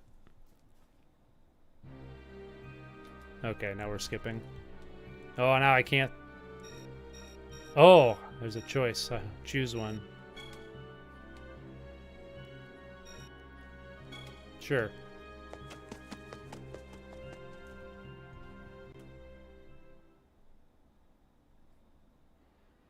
Yeah, I think I'm also going to call it time. I'm starting to get the sleepy eyes going on here. We might check out Sword of Etheria a little bit more next time. Sorry we didn't get more into that. Not quite my kind of game, but... I'll put that on the list for next time so we can dive into it a little more. Maybe I will like it more. I do like the idea of Anime Wizard of Oz. Of Etheria... Okay. Chirp-a-derp. And we'll call it, because I'm getting sleepy. I have hit my, the wall. Hit the wall, as they say. Looking forward to more upcoming projects and streams. You'll be seeing a lot more streams, because it's going to be a while before my current project's done. Got too into Spyro again, didn't you? Well, can you blame me? I fucking love Spyro, so, you know. Alright, thank you all for joining me for a wonderful, another wonderful retro game hopping afternoon. Good times as always, and I shall see you all next week. Thanks for coming out and all that jazz. Okay, bye!